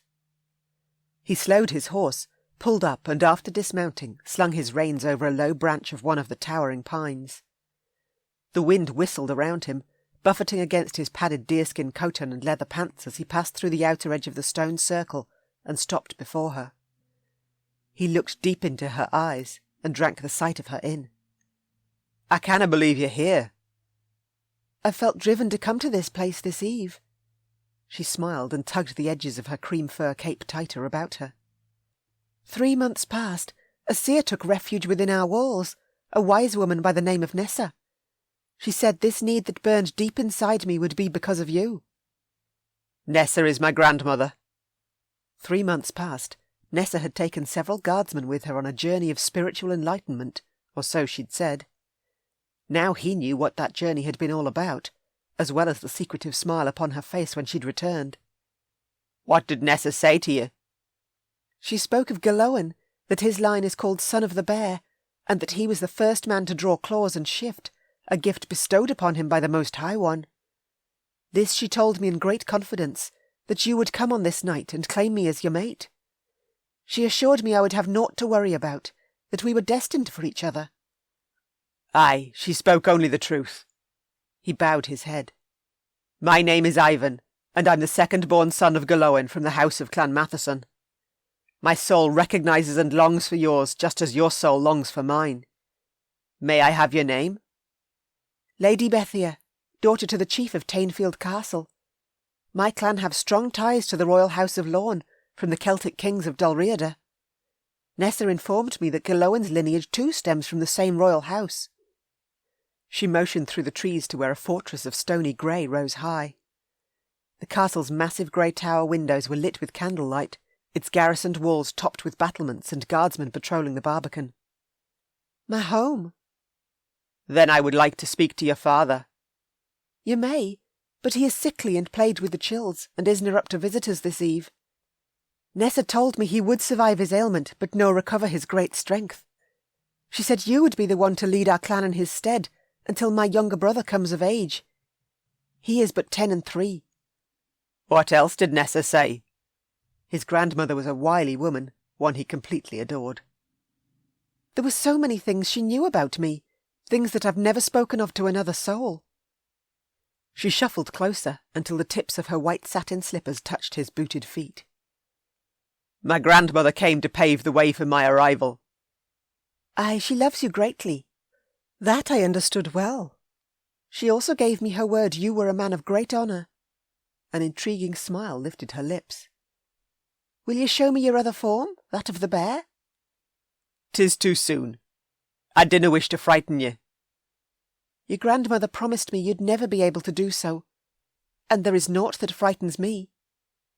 Did she also explain what this night would entail? Aye. A mischievous glint lit her eyes. That should we complete the bond, then we would form an unbreakable merge of the mind. I must warn you, though, I've always suffered a rather impetuous streak. I couldn't help but sneak out to meet you afore you arrived at Tainfield's gate. I wanted to speak to you first in private. Glad I am, then, for your rash behaviour, and I promise you'll never regret meeting me here. He lowered to one knee, took her tiny hand in his, and spoke the words drawn deep from within his soul. You're my mate, the one woman I wish to share my life with. Will you do me the great honour of becoming my wife? I should insist you speak to my father first. Aye, you should. He swung her into his arms and carried her to his horse. Allow me to take you home. I'd rather no return this eve. She wrapped her arms around his neck, buried her nose in his shoulder-length hair, and whispered, My answer is aye. I wish to be your wife, and my soul aches for more this very night. I desire the bond, and all that it entails. As I desire you, to complete the bond and merge fully as one, although we have only just met, and I have no issue if you wish to wait. Mayhap I forgot to mention my impetuousness? She smiled, her lips lifting into a playful grin. I see. Grinning back, he carefully set her upon his horse, slid in behind her, and with his arms around her, slapped his reins against his destrier's neck, and rode towards the quaint inn he'd passed at the edge of the forest some miles back. Tonight was their night, and no others. He would woo his mate as she deserved, and if she truly wished for more, he would gladly join with her. Bethia was his, now and forever. Chapter 7. Isla stood unclothed before her mate, her towel lying in a puddle at her feet, next to the gurgling river meandering through the forest near his cabin. This was the most beautiful place, so private and secluded, and it was just them within this little slice of paradise. You should have warned me you were about to do that. Ian, his thumb still stuck inside the waistband of his black silk boxers, stared into her eyes. Do you still intend to shift with me? Absolutely. What my lady asks for, she shall receive. He slid his boxers down his muscled legs, then kicked them on top of his pile of clothing. I long to make you mine, Isla. I'm already yours. I was from the moment I was born. She dropped to all fours, and for a minuscule moment, pain seared through her as her bear broke free. The change was swift and fast, the pain leaving her as quickly as it had come. Ian grumbled, dropped, and in a sizzling display of fireworks made the change beside her. One large bear with silky black fur lumbered closer, his beast twice her size as he nudged her muzzle with his own, then rose up on his hind legs and roared. His thunderous growl stated his claim, that she was his, and for all others to remain far away, not that they weren't already alone. Grinning, she plodded into the shallow water at the edge of the river, then went deeper and paddled across to the other side. She trod up the far bank, shook the water from her body, and sent drops flying. Happiness exploded inside her. This was the most glorious place on earth. In a patch of sunshine, she sat and rolled onto her side, the grass tickling her muzzle and belly. Such a moment of perfection.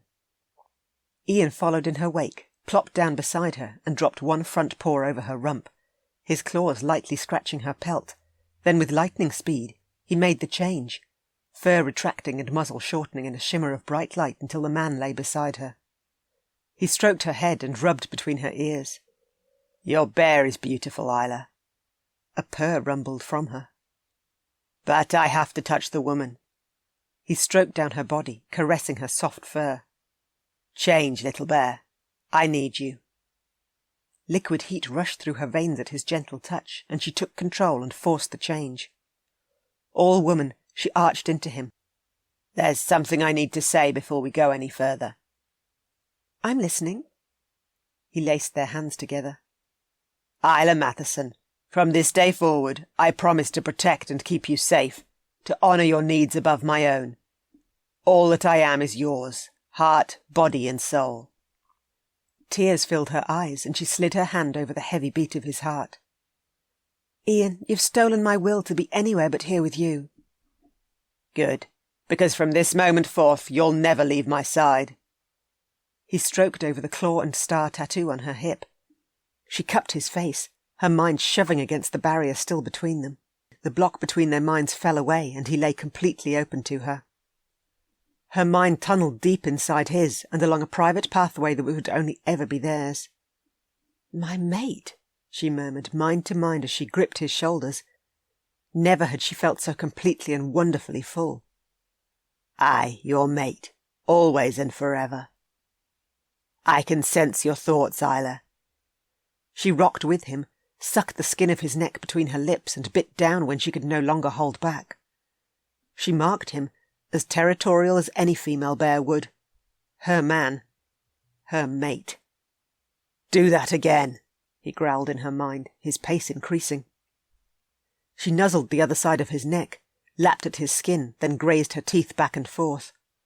Slowly, succinctly, she bit down, and he marked her neck in the same way. "This feels so good." Her lashes fluttered down. "I don't want to leave your mind." She wrapped her arms around his neck and held on to him as her lashes fluttered down. This moment marked their future. She would set her past aside and embrace her mate and his clan, her place now at his side and his at hers. Merged fully as one, he would be hers, for all time. Chapter 8. 1 month following Kenneth and Elizabeth's marriage, ancient House of Clan Matheson, 1210. In the dark of night, Nessa hurried across the inner courtyard through the drizzly cold. Torches mounted on the stone walls spread their flickering glow across the stony ground and up toward the battlements, where guardsmen patrolled in battle attire, their weapons holstered at their sides. She'd known this night would come, when tensions would once again fester and rise between the clans. The Mackenzie clan desired their land, and the strategic position they held on the edge of Loch Alsh close to the northeastern tip of Sleat. The waterways they guarded were a prize to behold, and their enemy was well aware of it. Control was what the Mackenzie chief wanted, and what he intended to get. She stepped inside the front door, untied her black cloak, and draped it over her arm as she proceeded toward the great hall. A buzz of voices echoed toward her, and she took a deep, fortifying breath, and entered the vaulted room with its high wooden-beamed rafters and blazing fireplace. Saoirse had already asked the servants to move the trestle tables to the far side of the hall. Sleeping pallets had been laid down to accommodate the additional number of warriors who'd arrived from Clan MacDonald to aid them. She hurried around the hall and knocked on the chief's solar door. "Glowen, 'tis I." "Come in, Nessa." She entered and closed the door behind her. Glowen sat behind his desk, and Kenneth in the padded chair next to the blazing fire. She walked to the narrow window overlooking the courtyard and gripped the stone windowsill. "Have you seen aught more?" Glowen asked her. "Aye, my visions are strong this eve. Ivan has arrived safely and found his mate awaiting him." She turned, faced them both.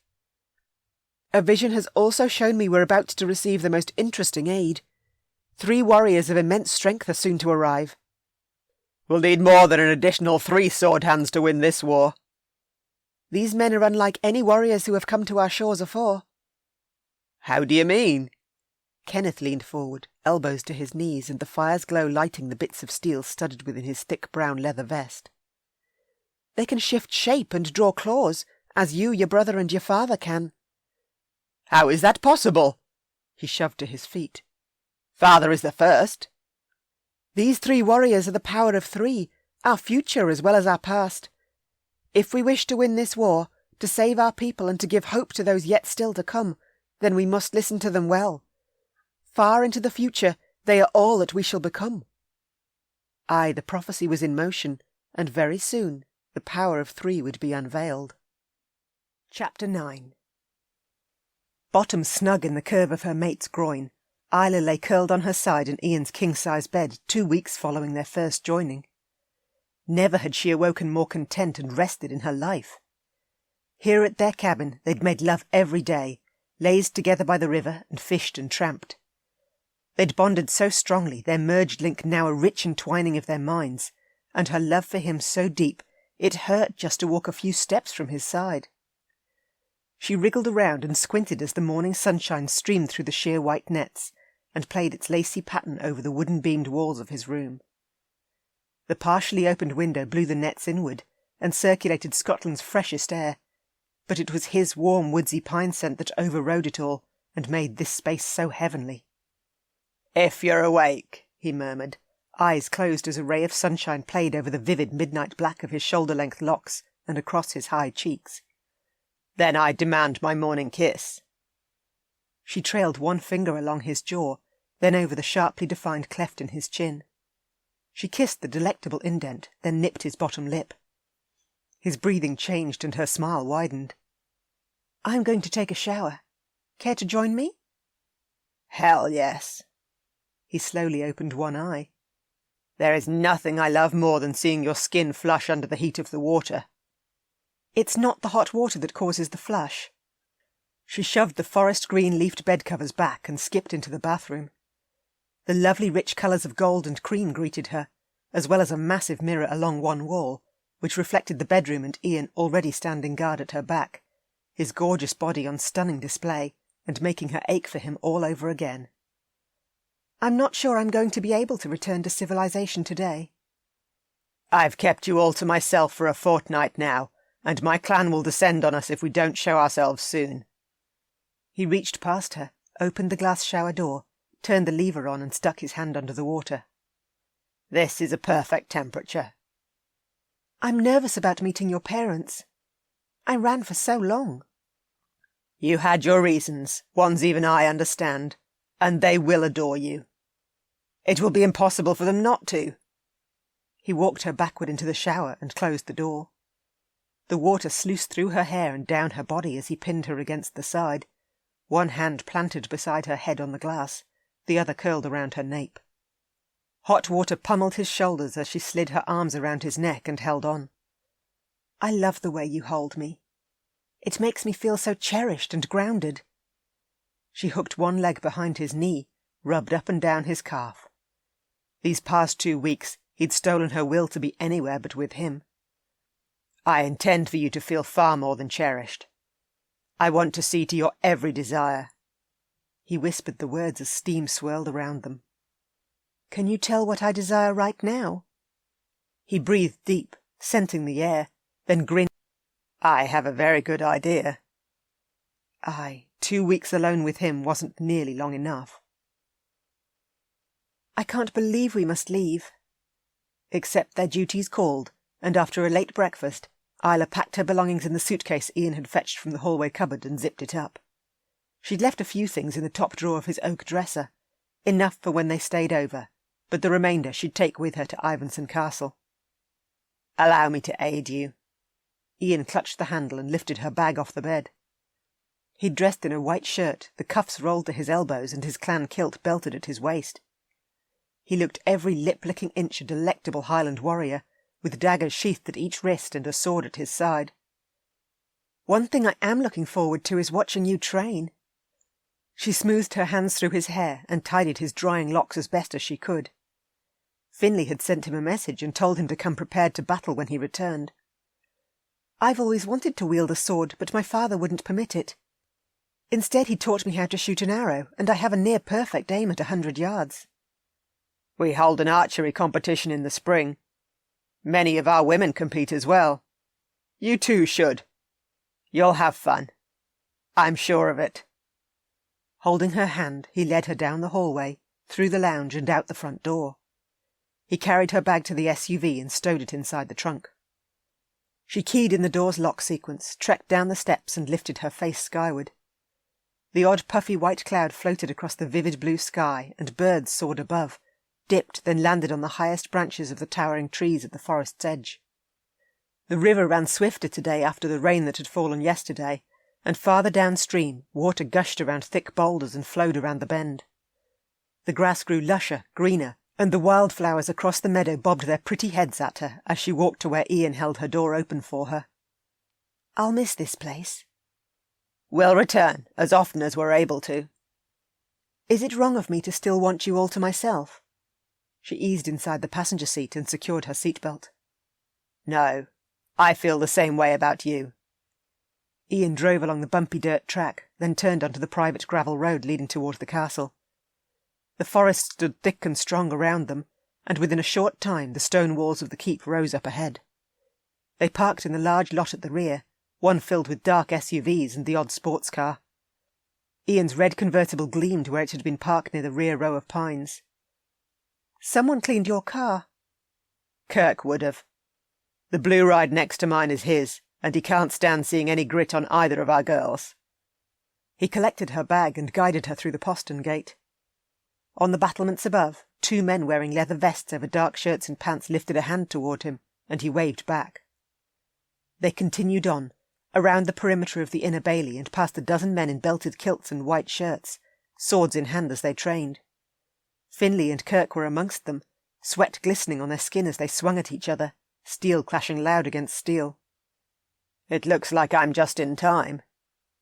Iain set her case down near the front steps leading into the keep and palmed the hilt of his sword. "If you'd like, stay and watch." "I'm definitely watching, and be careful."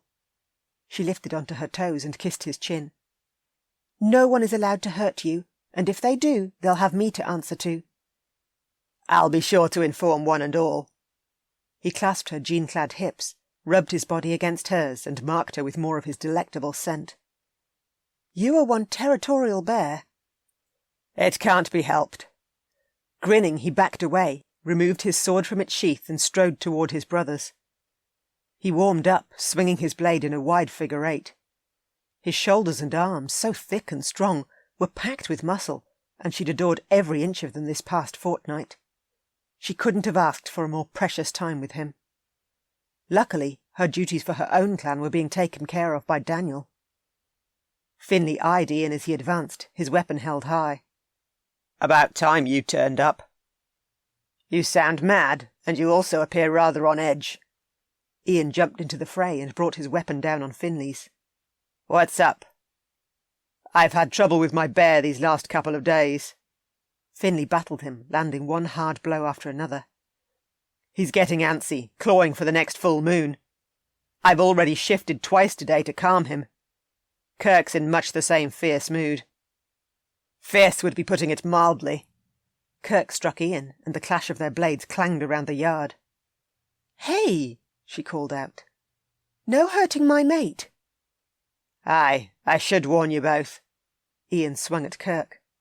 "No one is permitted to hurt me. Orders from my chosen one." "Good to see you're back, Iain."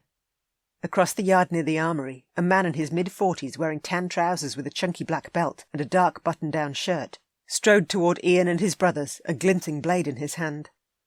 A woman walked at his side dressed in a pleated blue skirt and a cream blouse, her wavy black hair swaying in a soft bob on her shoulders. The man had to be Michael, Ian's father. The similarities between him and the 3 battling brothers were too striking for him not to be. Her phone buzzed, and she pulled it from her pocket and answered it. "Hey." "Hey back at ya." Daniel's deep voice rolled over her, made her miss home. She'd had the odd call from him and Dad, each time insisting they were fine. They'd both updated her on the Matthew case each time they'd rung. Keeping her in the loop was important, Not that they'd had any new information, other than that Owen and you and Matthew still remained under the radar. How are Emma and the baby? Emma's just taken our little boy to the doc for his 8-week checkup, and she won't be back for another hour. Where are you now? I've just returned to Ivanson Castle, but I need some time to get to know Ian's parents and clan. I'm coming home in another week. Let Dad know for me? She leaned against the stone wall, in the cool of its shadow, and rubbed one sweaty palm on her jean-clad leg. You sound a little nervous. I ran from their son for 5 years. What's not to be nervous about? I met them when I scouted out your new digs.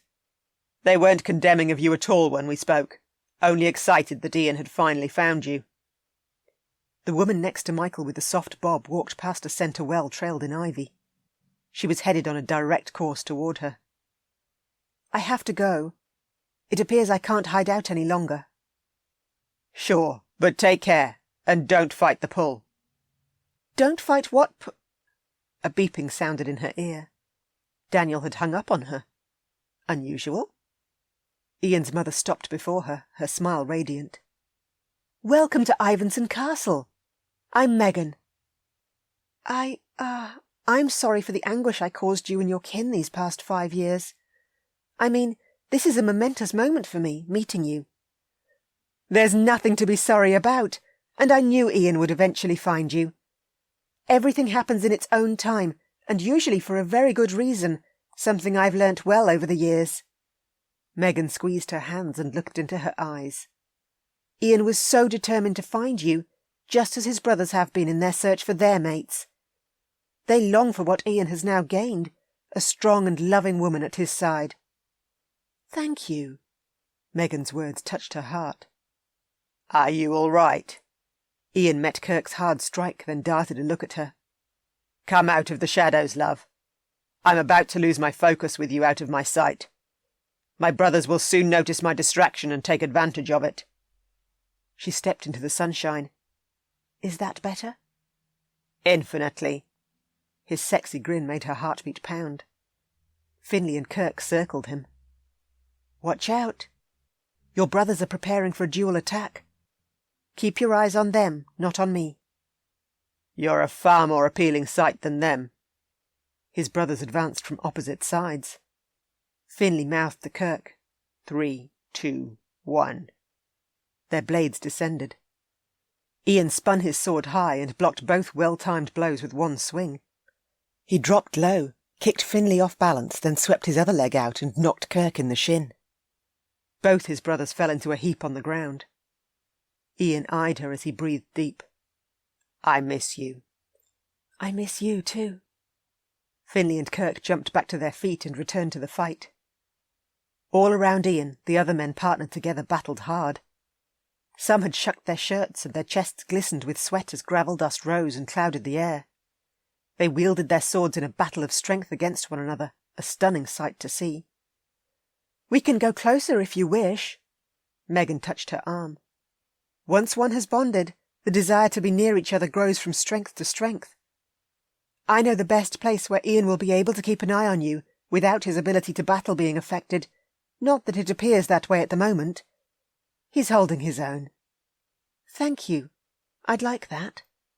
She walked with Megan around the perimeter of the courtyard toward the curtain wall closest to Ian, and sat beside Megan as she perched on a wooden slatted bench, just out of reach of the dappled shade of a large elm tree. I'm glad you've had the past 2 weeks alone with him. Megan crossed her legs as she rested back on the bench. He'll be at far more peace now, having had the chance to strengthen your bond before the daily grind of business takes over again. I'm aware your clan takes on government-contracted cases similar to ours. Aye, Daniel, when he visited 2 weeks ago, mentioned the similarities as well, although your clansmen utilise your fae skills to their best advantage, while our clansmen must rely on their increased shifter strength alone. Did Daniel show you his ability? No. What skill does he hold? Telekinesis. He can immobilise a threat by levitation. It's rather interesting to watch him hang a man upside down in mid-air, and depending on his mood, spin him around. Oh, how intriguing!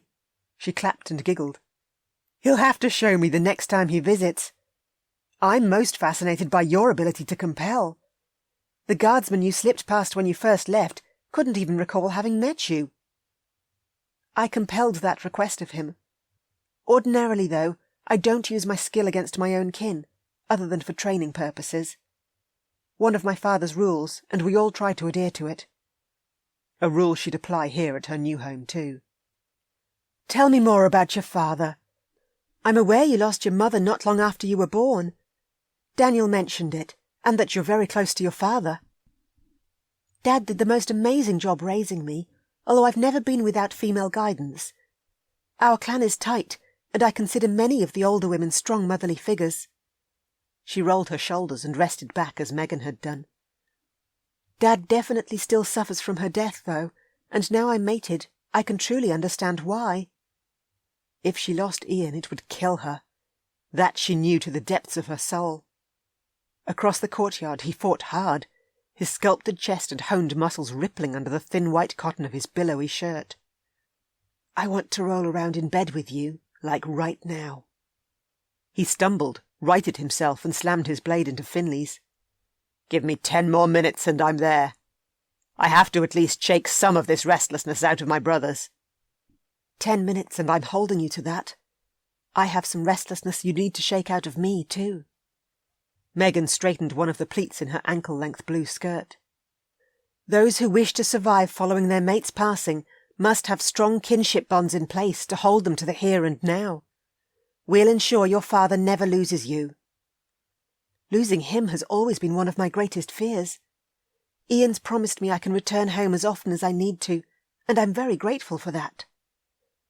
Finley and Kirk growled as they swung at each other, their strikes becoming harder and fiercer with each blow. Megan eyed her sons and frowned. Something is truly up with those two.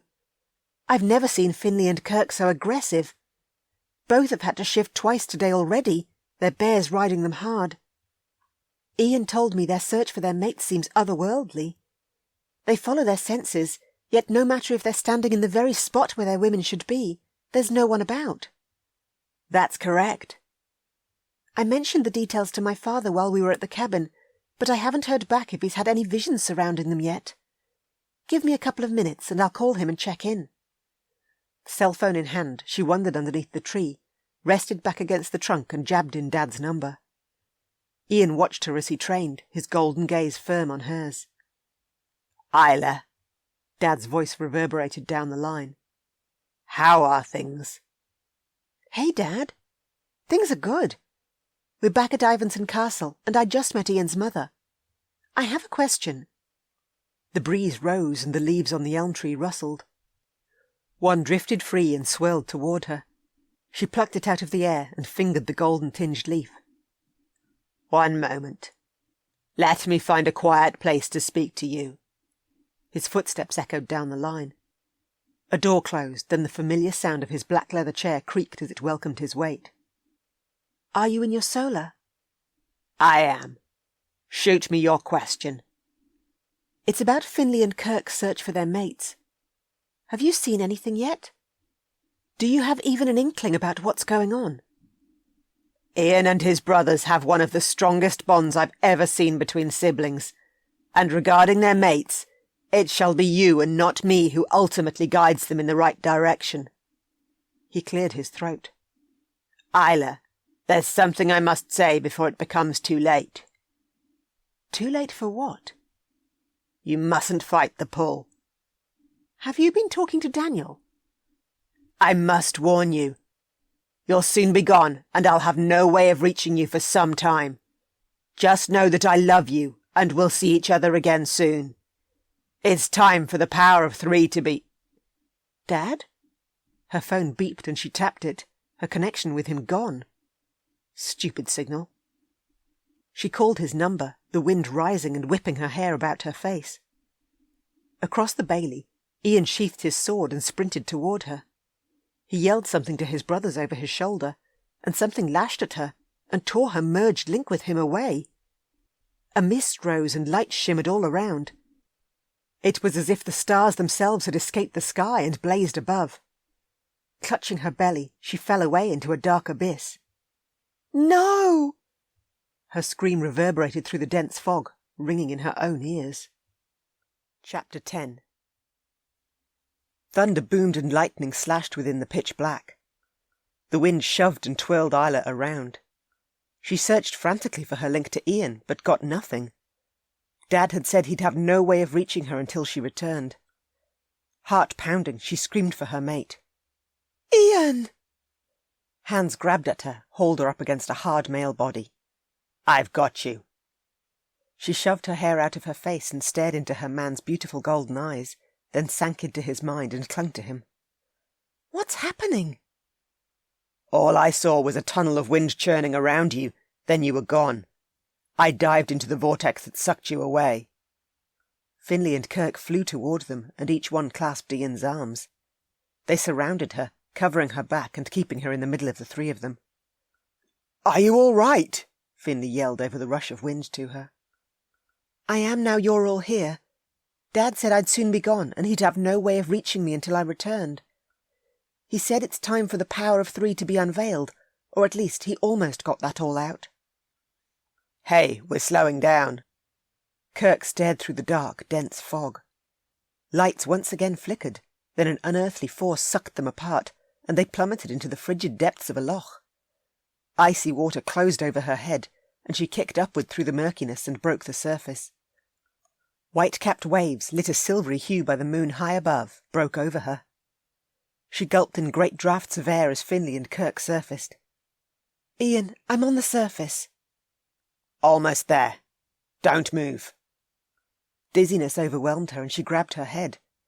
Everything went dark and wavered before her eyes. Need you. Now.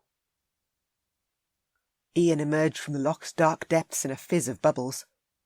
Waves sloshed into Isla and she slumped forward into Finlay. His brother seized her waist and held her up. Isla! He powered toward her, hauled her into his arms and lifted one hand to her mouth. Her breath whispered gently in and out and warmed his palm. She's breathing. I need to get her to land. We appear to be close. Finlay pointed over Ian's shoulder. Behind you. Across the choppy moonlit waves, a castle rose like a sentinel in the dark, its massive grey stone turrets and towering walls topped with battlements, and guardsmen roaming the ramparts. From the multitude of square windows, candlelight flickered as it did in the days of old. Where the hell are we? We're certainly no longer at Ivanson Castle. Kirk treaded water next to him. There are so many Berlins moored in the bay. Boats haven't been made like that in a very long time. At least half a dozen Berlins were roped to the Seagate landing and bobbed with the incoming tide. Isla moaned and stirred in his arms.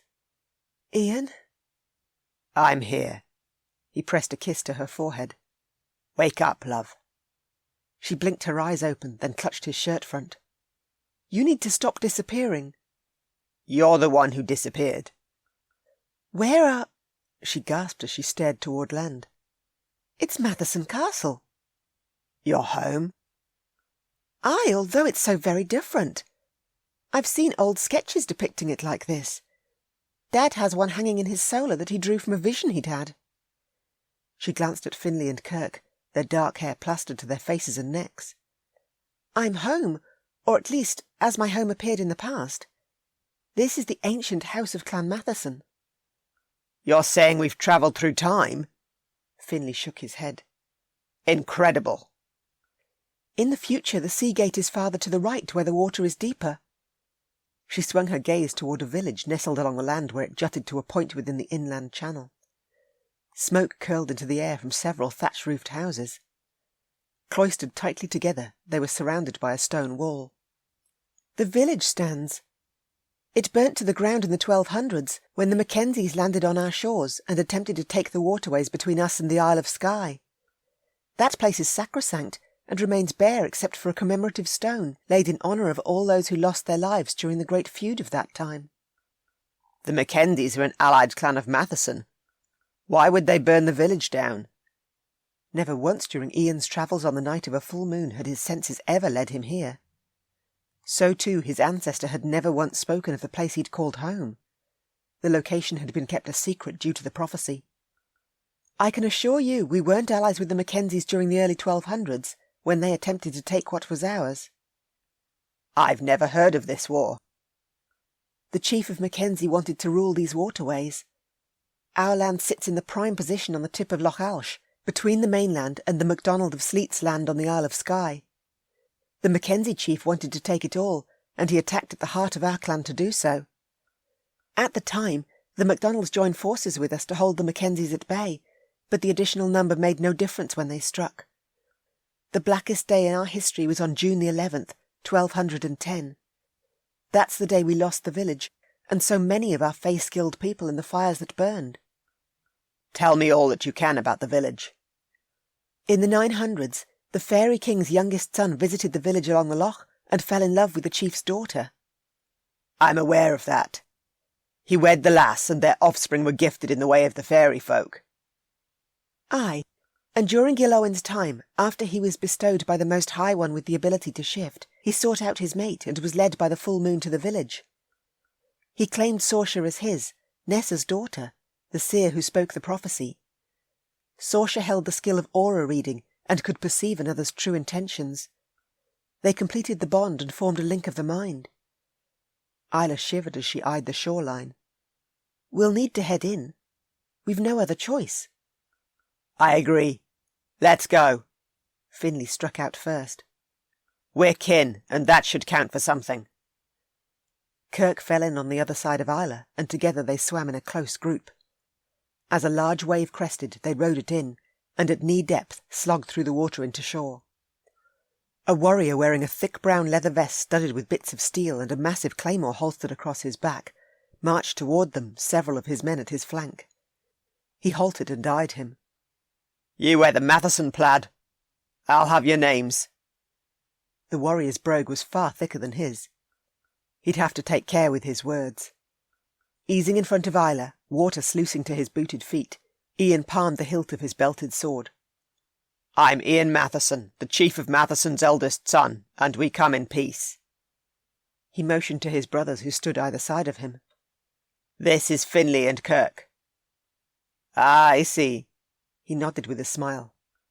I was informed of your impending arrival, that you're here to aid us in our coming battle against the Mackenzies.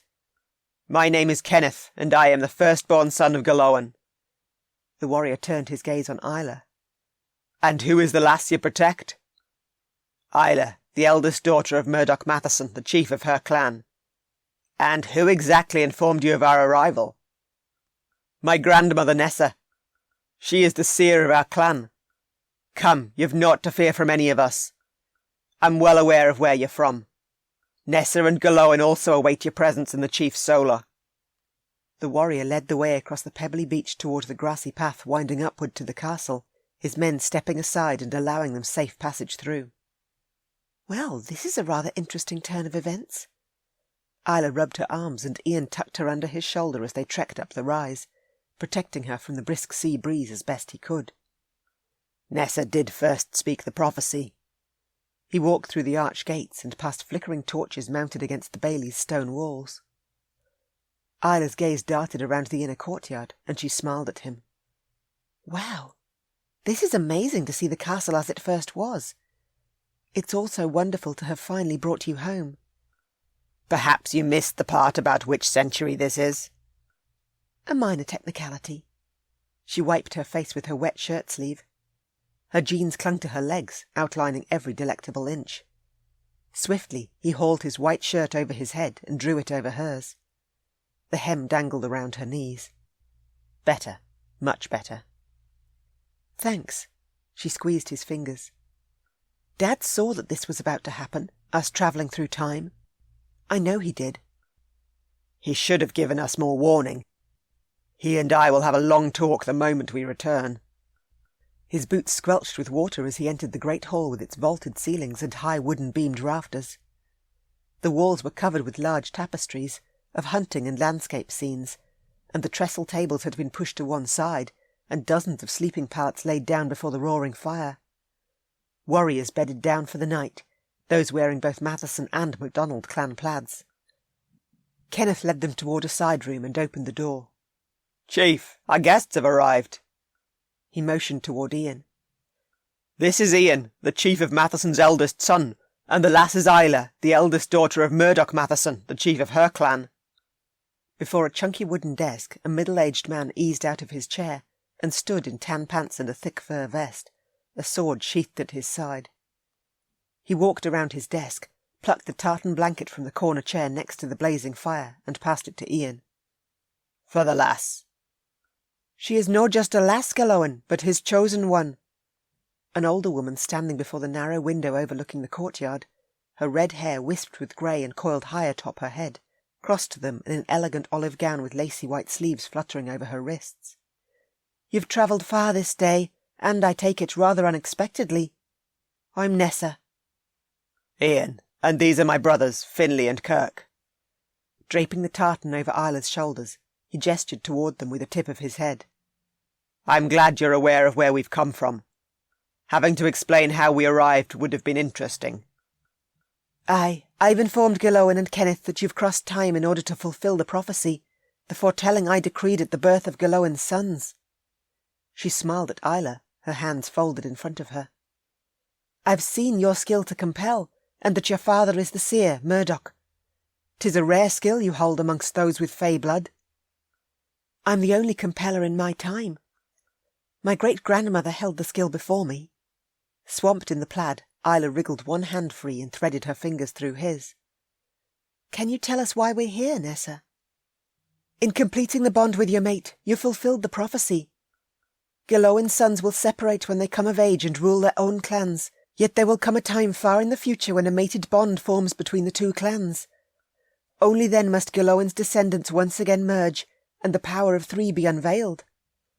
Her dark blue eyes swirled with such wisdom within. "What exactly is the power of three?" Isla stroked the inside of his palm with her thumb. "That's never been made clear within the prophecy." "Then I shall enlighten you. The power of three are the three brothers who stand in this very chamber. Together with their chosen ones, they shall instill new blood into the clans and give your future people hope." She moved toward Ian's brothers. "Finlay, Kirk, I'm aware you feel the pull of the full moon toward your women, yet when you search for them, you're led to a place where you cannot find them. That is because they are here, in this time, and on the night of the next full moon, on June the 14th, the ones you desire shall no longer remain beyond your grasp." "If they're here in this time, then where exactly are they?" Finlay demanded. "The vision I've received of them still remains hazy. I dinna always see all, even though I wish it, although I am aware they hold a touch of fey blood as many of the villagers do." "You're saying our mates await us at the village?" "Possibly, or they may have travelled farther away. No, all of those who remain fey-blooded remain at the village." "What day have we arrived?" Finlay asked. "'Tis June the 1st, the year of our Lord 1210, and ye have arrived at a time when the Mackenzies are about to descend on us. Their intention is to destroy all that we are, to take our land and the lives of our people, possibly even your mated ones. I'm unsure. The village falls on June the 11th. Isla stepped up to Nessa. The full moon won't have risen before then." "Aye, I'm aware of the difficulties that will cause." Tears shimmered in Nessa's eyes. "I give you all my word that I will remain diligent and watchful. If I see aught more, I shall tell you." "We can't allow the village to fall." Isla shook her head at Nessa. "Too many innocent people will die. I've pleaded with all those at the village to seek shelter here within these walls, or even to move deeper into the sanctuary of the forest, but they are convinced now they've heard my warning they can adequately prepare for an attack, and ensure with the use of their skills that they'll be saved." She lowered her head. "I canna fail my people, and I will remain with them in the days ahead. On the morrow, with Galowen and Saoirse, I shall return to the village. Even Kenneth has pleaded with them. He holds the ability of death warning. Of those who live but are soon to die, he receives a vision, and with his skill can save those who perish unjustly afore their time. He travels to the village daily and walks amongst them, cautioning and imploring all." She lifted her head. "When I saw your arrival earlier this eve, my vision was strong, and provided me with a clear path of understanding. If we wish to win this coming war, then 'tis the power of three that we shall need. The Mackenzies are coming, and they are strong." Finley growled under his breath. I won't allow the Mackenzies to slaughter my mate, nor will I allow them to take the lives of innocent people. Gillowen, he eyed the chief, you have my sword hand, however you need it. As you have mine. Kirk clasped Finley's shoulder with one hand and Ian's with the other. And of course you have mine. Ian would never allow his brothers to lose their mates. If we battle, we do so together, as we always have. Then I accept your offer with great thanks. Gillowen's claws burst from his fingertips and lengthened. A fierce growl rumbled from him, then he gritted his teeth. We are the Mathesons, son of the bear, and we will stand strong. They would stand strong, and together as one. Isla too wouldn't allow Finley and Kirk to lose their mates, nor allow the villagers to lose their lives. Gillowen marched to the door, claws retracting. He opened it and called out to a maid sweeping the floors. We have guests. Ensure they're given food and whatever clothing they require. Unfortunately, they've lost all they travelled with. To Ian, he said, My people are trustworthy. They will never speak to any beyond our own of where you've truly come from. I'd appreciate that. For now, we'll eat and talk more, devise a plan of attack and whatever else is required to win this war. Nessa has seen we'll need your aid, and I shall gladly accept it. He glanced at Nessa. See to Mistress Isla's care. She still shivers, and I will not have her suffer a chest illness. Of course. Nessa cupped Isla's elbow. Come with me, my dear. I'll have a chamber prepared for you. I also have a need to speak to you in private, if you dinna mind. One moment. She eyed Ian. Is that all right? Of course. Warm yourself, and I'll be with you as soon as I'm able. He brushed a kiss across her forehead. Finley and Kirk's frustration rides them hard. Then stay with them for as long as you need to. I understand. She nodded at Nessa. Lead the way. Nessa guided her around the perimeter of the great hall toward the stairwell, then slowed as a maid walked toward her in a brown kirtle and a frilly white cap. Effie, I need you to prepare a bath for Mistress Isla, and be as quick as you can about it. She's to have the burgundy chamber next to mine. Bring some gowns from my ambry and a tray. I'm a lady. The girl dashed upstairs. This way. Nessa guided her up the winding stairs and along a dimly lit passageway. Up ahead, two lanky lads with their shirt-tails fluttering loose over their breeches heaved a tub through a doorway. They entered the chamber and the lads shuffled out. Across the room, Effie knelt at the hearth, coaxing the sparks of a welcoming fire into life. She added a log, and it crackled and caught alight. Rising, she dusted her hands against her apron's sides, then bobbed her head and quietly closed the door behind her as she left. I can barely comprehend all that's happened in such a short time. Isla removed the tartan blanket she'd snuggled in, her clothes already half dry underneath, then laid it on the end of the four-poster bed with its rich burgundy velvet canopy and crossed to the fire. She rubbed her hands before the blazing warmth. This was real. They'd travelled through time to the past, and now had a formidable mission ahead of them. Dinna fear. Nessa gripped her hands. You hold great strength and courage. You wouldn't have been the one chosen along with your mate to bring Kenneth and Ivan's lines together otherwise. Thank you. I speak only the truth. She squeezed her fingers. The words I needed to speak privately to you about. The portal. It couldn't have opened until you'd completed the bond as prophesied, and then, of course, conceived a babe. That is the only true sign that proves the two lines had in fact fully merged. Conceived She shook her head. Fertility rates are down in our clans, and I'm only a day or two late at most. Are you sure? You're the daughter of a seer. I would only ever speak the truth with you, just as your father would do the same. I'm sure you're aware you must now take great care. 'Tis too dangerous for a woman who is with child to shift. No shifting while pregnant. I'm aware. She fluttered a hand over her belly as a strange surge of protectiveness welled within her. A precious new life grew, and she was now responsible for it. Isla, what's wrong? Nothing. I just received some unexpected news, is all. I'll tell you as soon as you've finished down there. Are you sure? I can sense your unease. I'm positive. She faced Nessa. Thank you for telling me. Your mate longs to have many babes with you. I've seen such. Nessa wrapped her warm fingers around hers. Your father too longs for grandchildren. Murdoch is a wise seer, and while you are here, I shall watch over you and yours just as your father would wish it. Thank you. A knock sounded, and Nessa released her and bid the servants to enter. 2 maids and 2 lads hustled forward, each carrying a steaming pail of water.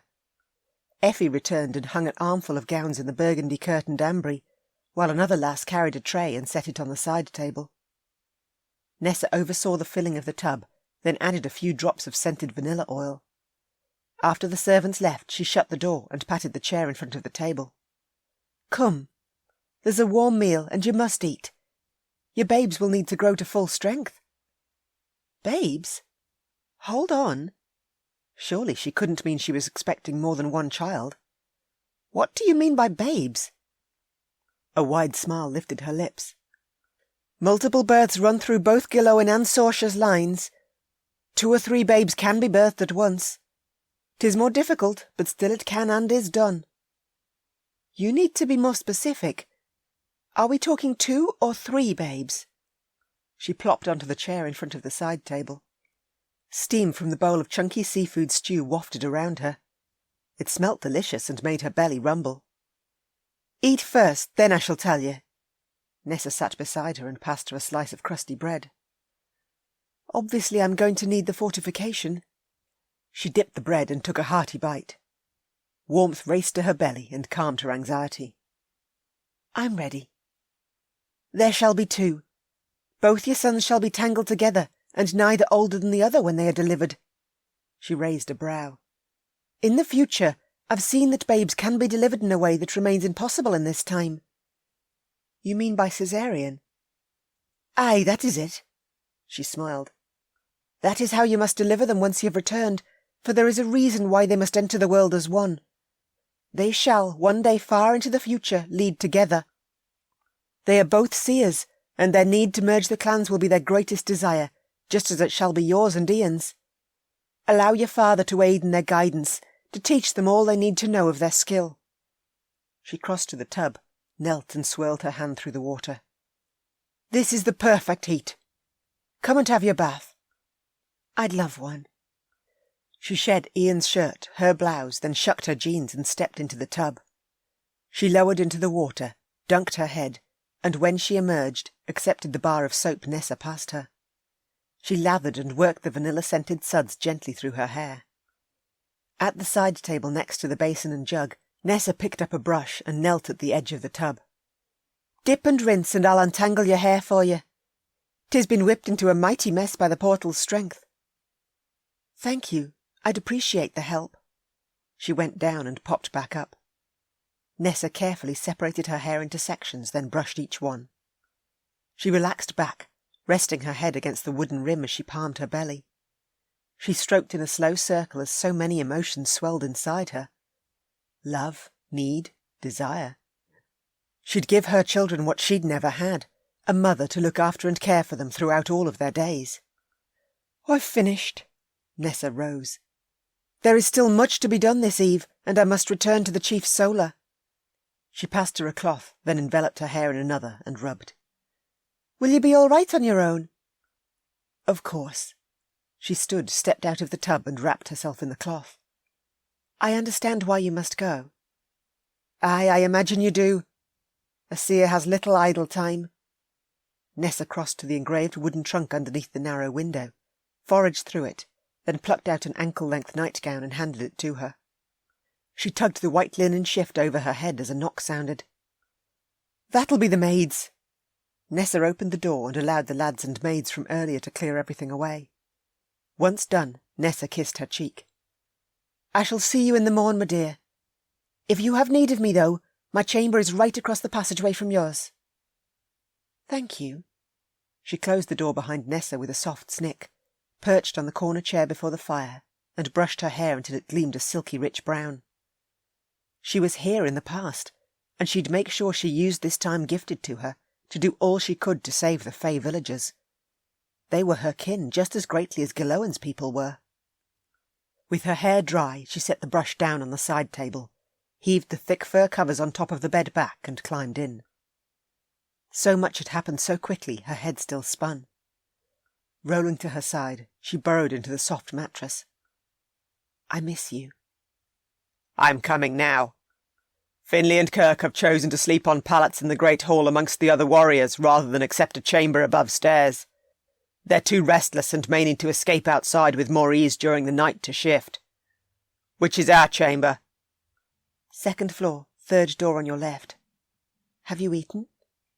"I have." He opened the door, stepped inside, and after he closed it, slid the bolt across. With a bundle of clothes in his hands, he walked to the trunk. Still shirtless and his upper body glistening in the firelight, he folded his clothes inside and closed the lid. "Are you warm?" "Very." She shoved the covers back and shuffled across to make room for him. "What did Nessa wish to speak to you about?" He towed off his boots, unstrapped his sword and propped it within easy reach against the bedside table, then set his wrist daggers on the top next to a flickering candle. Goodness, every inch of his sculpted body rippled with muscle, his shoulders and arms so wide and strong. Her fingers itched to touch his chest, to glide down and stroke over every one of his contoured abs. "Isla." "Huh?" Grinning, he eased one hand onto the bed and leaned over her. "When you look at me like that, little bear, I just want to devour you." Please do. I wish to be devoured." She pressed her palm against his chest and embraced his heat. Everything within her both swelled for more and settled with that one simple touch. True peace only comes when you're close. I'm lost otherwise. "The same goes for me. You're my life, all that I'll ever need or desire. When you disappeared within that vortex, I experienced a moment of sheer panic I never wish to live through again." His eyes heated to a fiery golden hue. "You're my mate, the only woman I wish to share my life with. I love you, and living without you is no longer possible." "I love you too." She'd never survive without him. "Isla, I have something very important to ask you, and preferably before you make me lose all thought as you usually do when I slide into bed with you." He licked her lower lip, his voice whisper soft. "I need to bind us together in every possible way. I want you not just as my mate, but as my wife. Will you do me the great honour of marrying me?" She looked deep into his eyes, her heartbeat racing at the desire burning in his own. "There's no other for me, only you, and I long to be your wife." Happiness surged and bubbled inside her. She grasped his arms and dragged him down on top of her. "I will love no one as much as I love you." He slid her hair over her shoulder. A wave of pleasure rippled through her, and she wrapped one arm around his neck and drew him closer still. His mouth, so sensuously soft, was a temptation she couldn't resist and no longer intended to. "Kiss me." I need to kiss you." He kissed her, his tongue sweeping over hers, then delving deep. A surge of desire flooded her. "You smell incredible." He scented the air, a low growl rumbling from his throat. "Like vanilla and spice and something very, very nice. It's heady, an essence I've never caught the aroma of before." Males could scent when their mate was at her most fertile, as well as any change when they conceived. It had always been that way, from the very beginning. "It calls to the very heart of me, as if you're—" He stopped, held his position, his fingers smoothing over the flatness of her belly. Slowly he lowered his head, and with a soft sigh, nuzzled and kissed her right where he'd touched. "You're carrying my cub." She sank her fingers into his gloriously silky hair and smiled. "That would be cubs.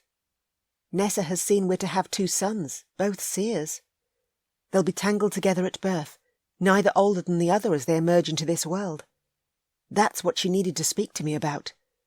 The vortex opened because I'd conceived, the only way to be sure the 2 lines had merged. That set the prophecy in motion." "I can't believe you're expecting." A sensual grin lifted his lips and lit his beautiful eyes. Our sons will be greatly loved, by us and all of our kin. What else did she share? That one day they shall lead together, then need to merge the clans their greatest desire, just as it shall be ours. She also said to allow my father to aid in their guidance, to teach them all they needed to know of their skill. Rubbing against him, she sank her mind deeper into his. Never let me go. Never. You are mine, throughout all time. Chapter 11.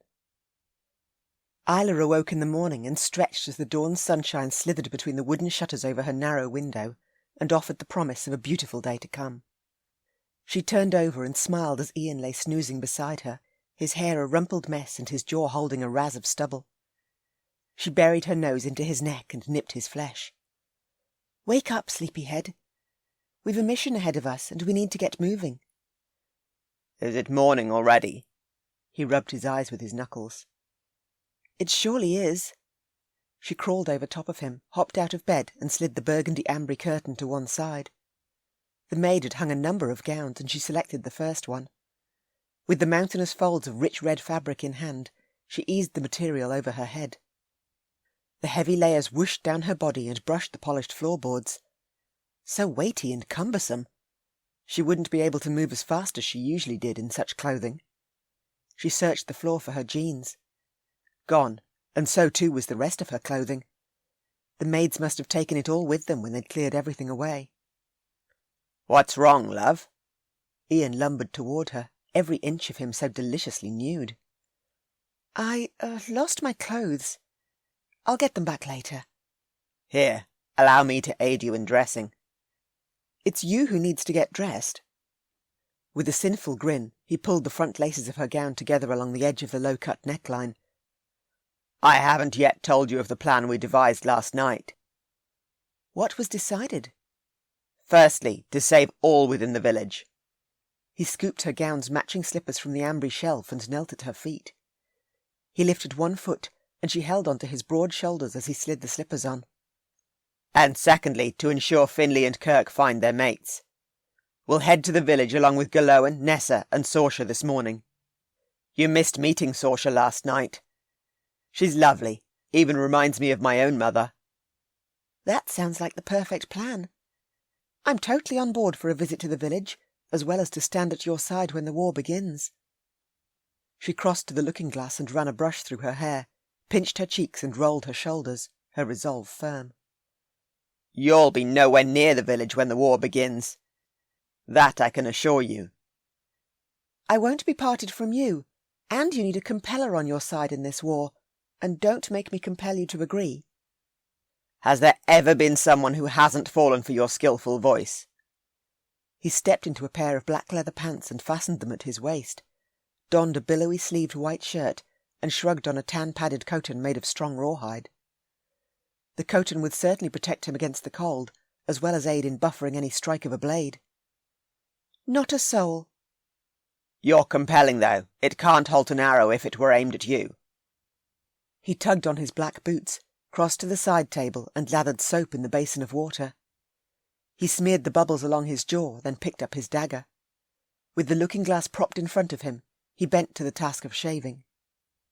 No, but I can halt the one who is aiming an arrow at me. She held back his shoulder-length locks from falling forward into the suds. That's only should the one aiming at you be able to hear your compelling command in time. I can halt an entire army bent on attacking if I'm given the chance. I'm going to be at your side when the war begins. I've seen how very strong you are and swift of mind, but you can't outrun an arrow, or a dirk tossed at you, or a raised sword. He ran his blade in a smooth line from the top of his jaw to his chin. I think we're about to have our first fight. As do I. A rap sounded. It's Finlay. You two up? We are. Just a moment. She opened the door. Can you outrun an arrow, Finlay? No, and why do you ask? He leaned against the doorway in forest green pants and a black tunic, his Matheson plaid draped over one shoulder. Your brother is about to get obstinate, and I don't like it. Morning, all. Kirk marched along the gloomy passageway wearing black battle leathers and his sword belted at his side. You appear ready to fight. She motioned them both in. I am, for the life of my mate. Kirk entered, kissed her cheek and said, Thank you for bringing us all through to this time. I haven't said that yet, and I should have. The same goes for me. Finley pulled her into a hug. I'm most grateful to be here, that you fell through a portal. Now I just need to find my mate. Exactly how grateful? She smiled slyly at Iain over her shoulder. Enough to convince your brother to include me in the battle? Don't agree to a word she says. She is going to be nowhere near the village come June the 11th. Iain shook his head, then swiped his dagger from ear to chin and in the small space between his nose and lips. Done, he splashed the remaining suds away and dabbed his face dry with one of the folded cloths. He leaned his leather-clad butt on the edge of the side table as he faced his brothers. My wife-to-be is expecting twins, 2 boys and both highly skilled seers. Well, well. With a smile, Finley slapped Iain on the back. We needed to hear some good news today. Congrats. Stupid brotherly allegiance. She snorted and closed the door with a thunk. I'll find a way to get around you all. I know what I'm doing, and I can remain safe while I do whatever I need to do. Your wife-to-be sounds like she means business. Kirk shook Ian's hand, then frowning, set one palm over his sword hilt. What's up? Iain asked him. You look particularly worried. Finley and I have been talking about our previous searches for our mates.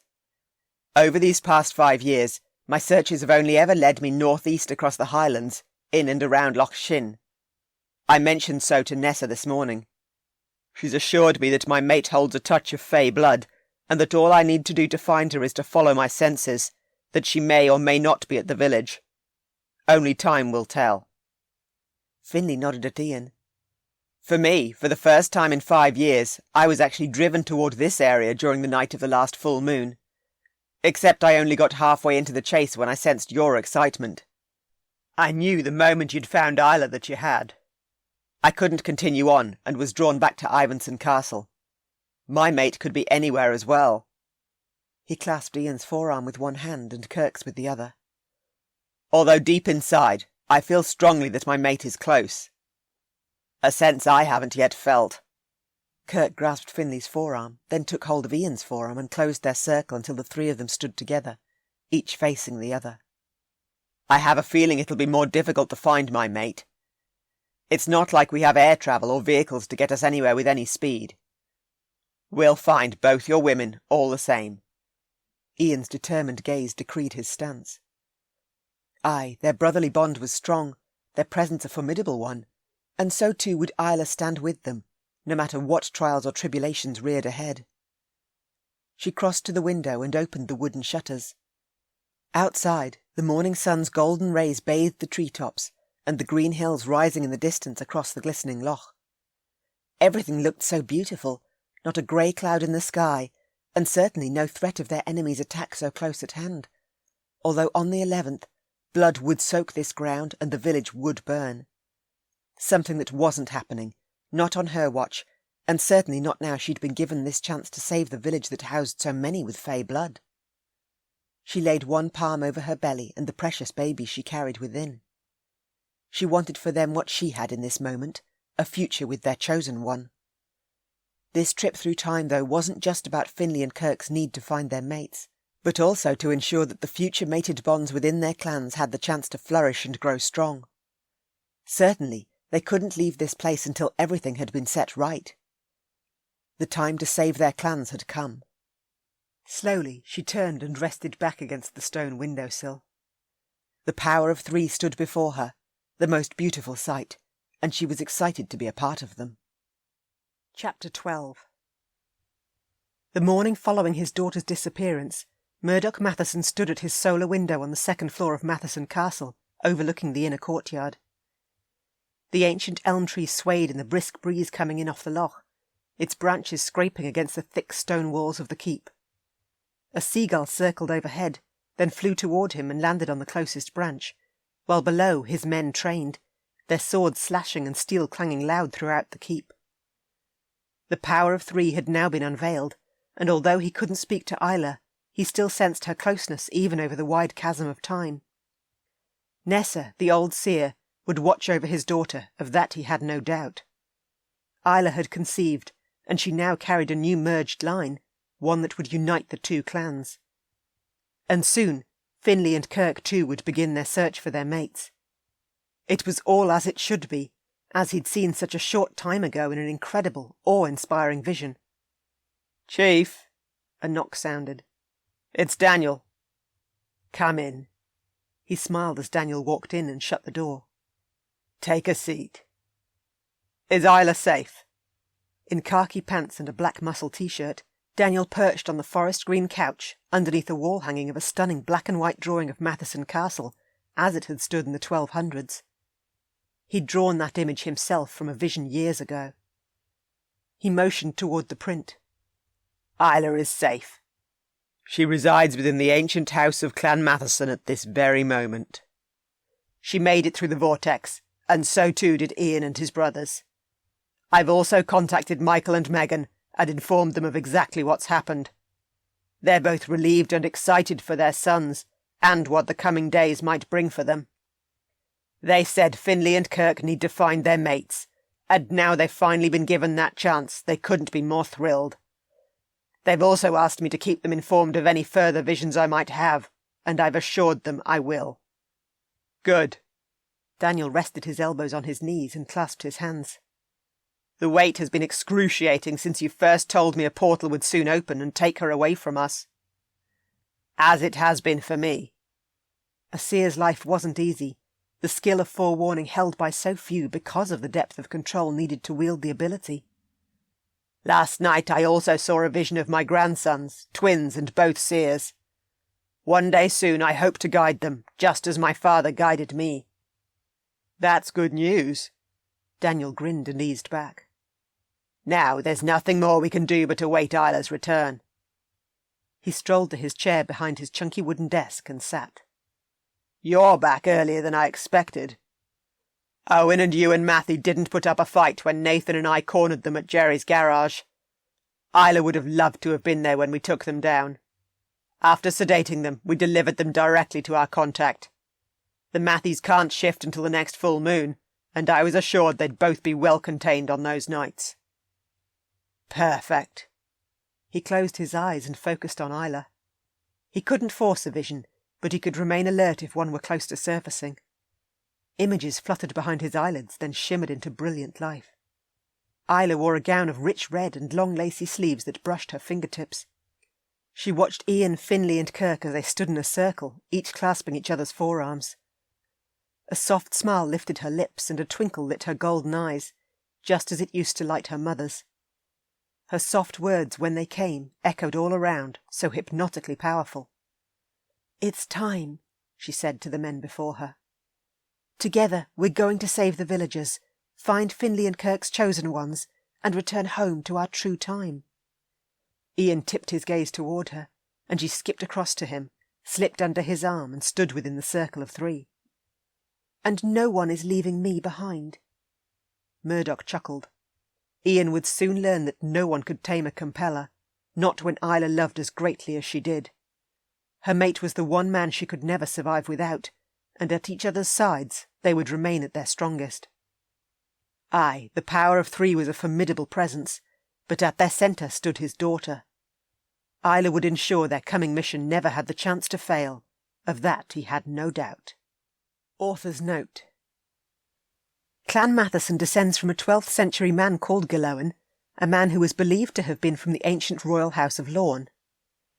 The name Matheson has been attributed to the Gaelic words Micmacavon, which means son of the bear, and the clan chief's arms carry 2 bears as supporters. In the 12th century, Clan Matheson settled around the area of Loch Alsh, Loch Carron and Kintail, and gave their allegiance to Clan MacDonald, whose chiefs were the Lord of the Isles.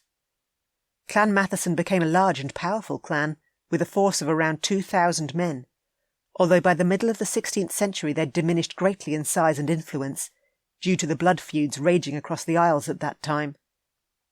This warring left them to possess less than a third of the original Matheson property on Loch Alsh.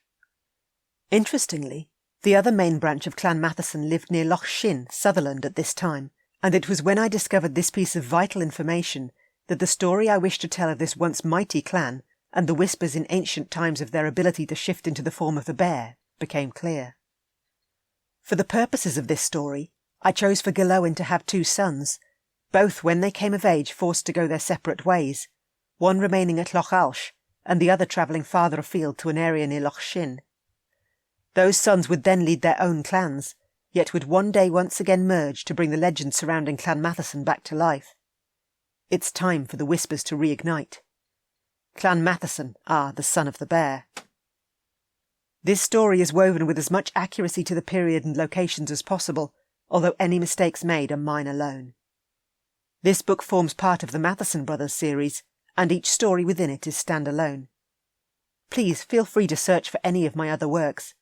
I simply adore strong heroines, and have a ton of fun matching them with their honourable alpha heroes. The End. This has been Highlander's Desire by Joanne Wadsworth. Narrated by Catherine Bilson. Copyright 2015. Audiobook production copyright 2020. Coming next in the Matheson Brothers series is Highlander's Passion, Book 2.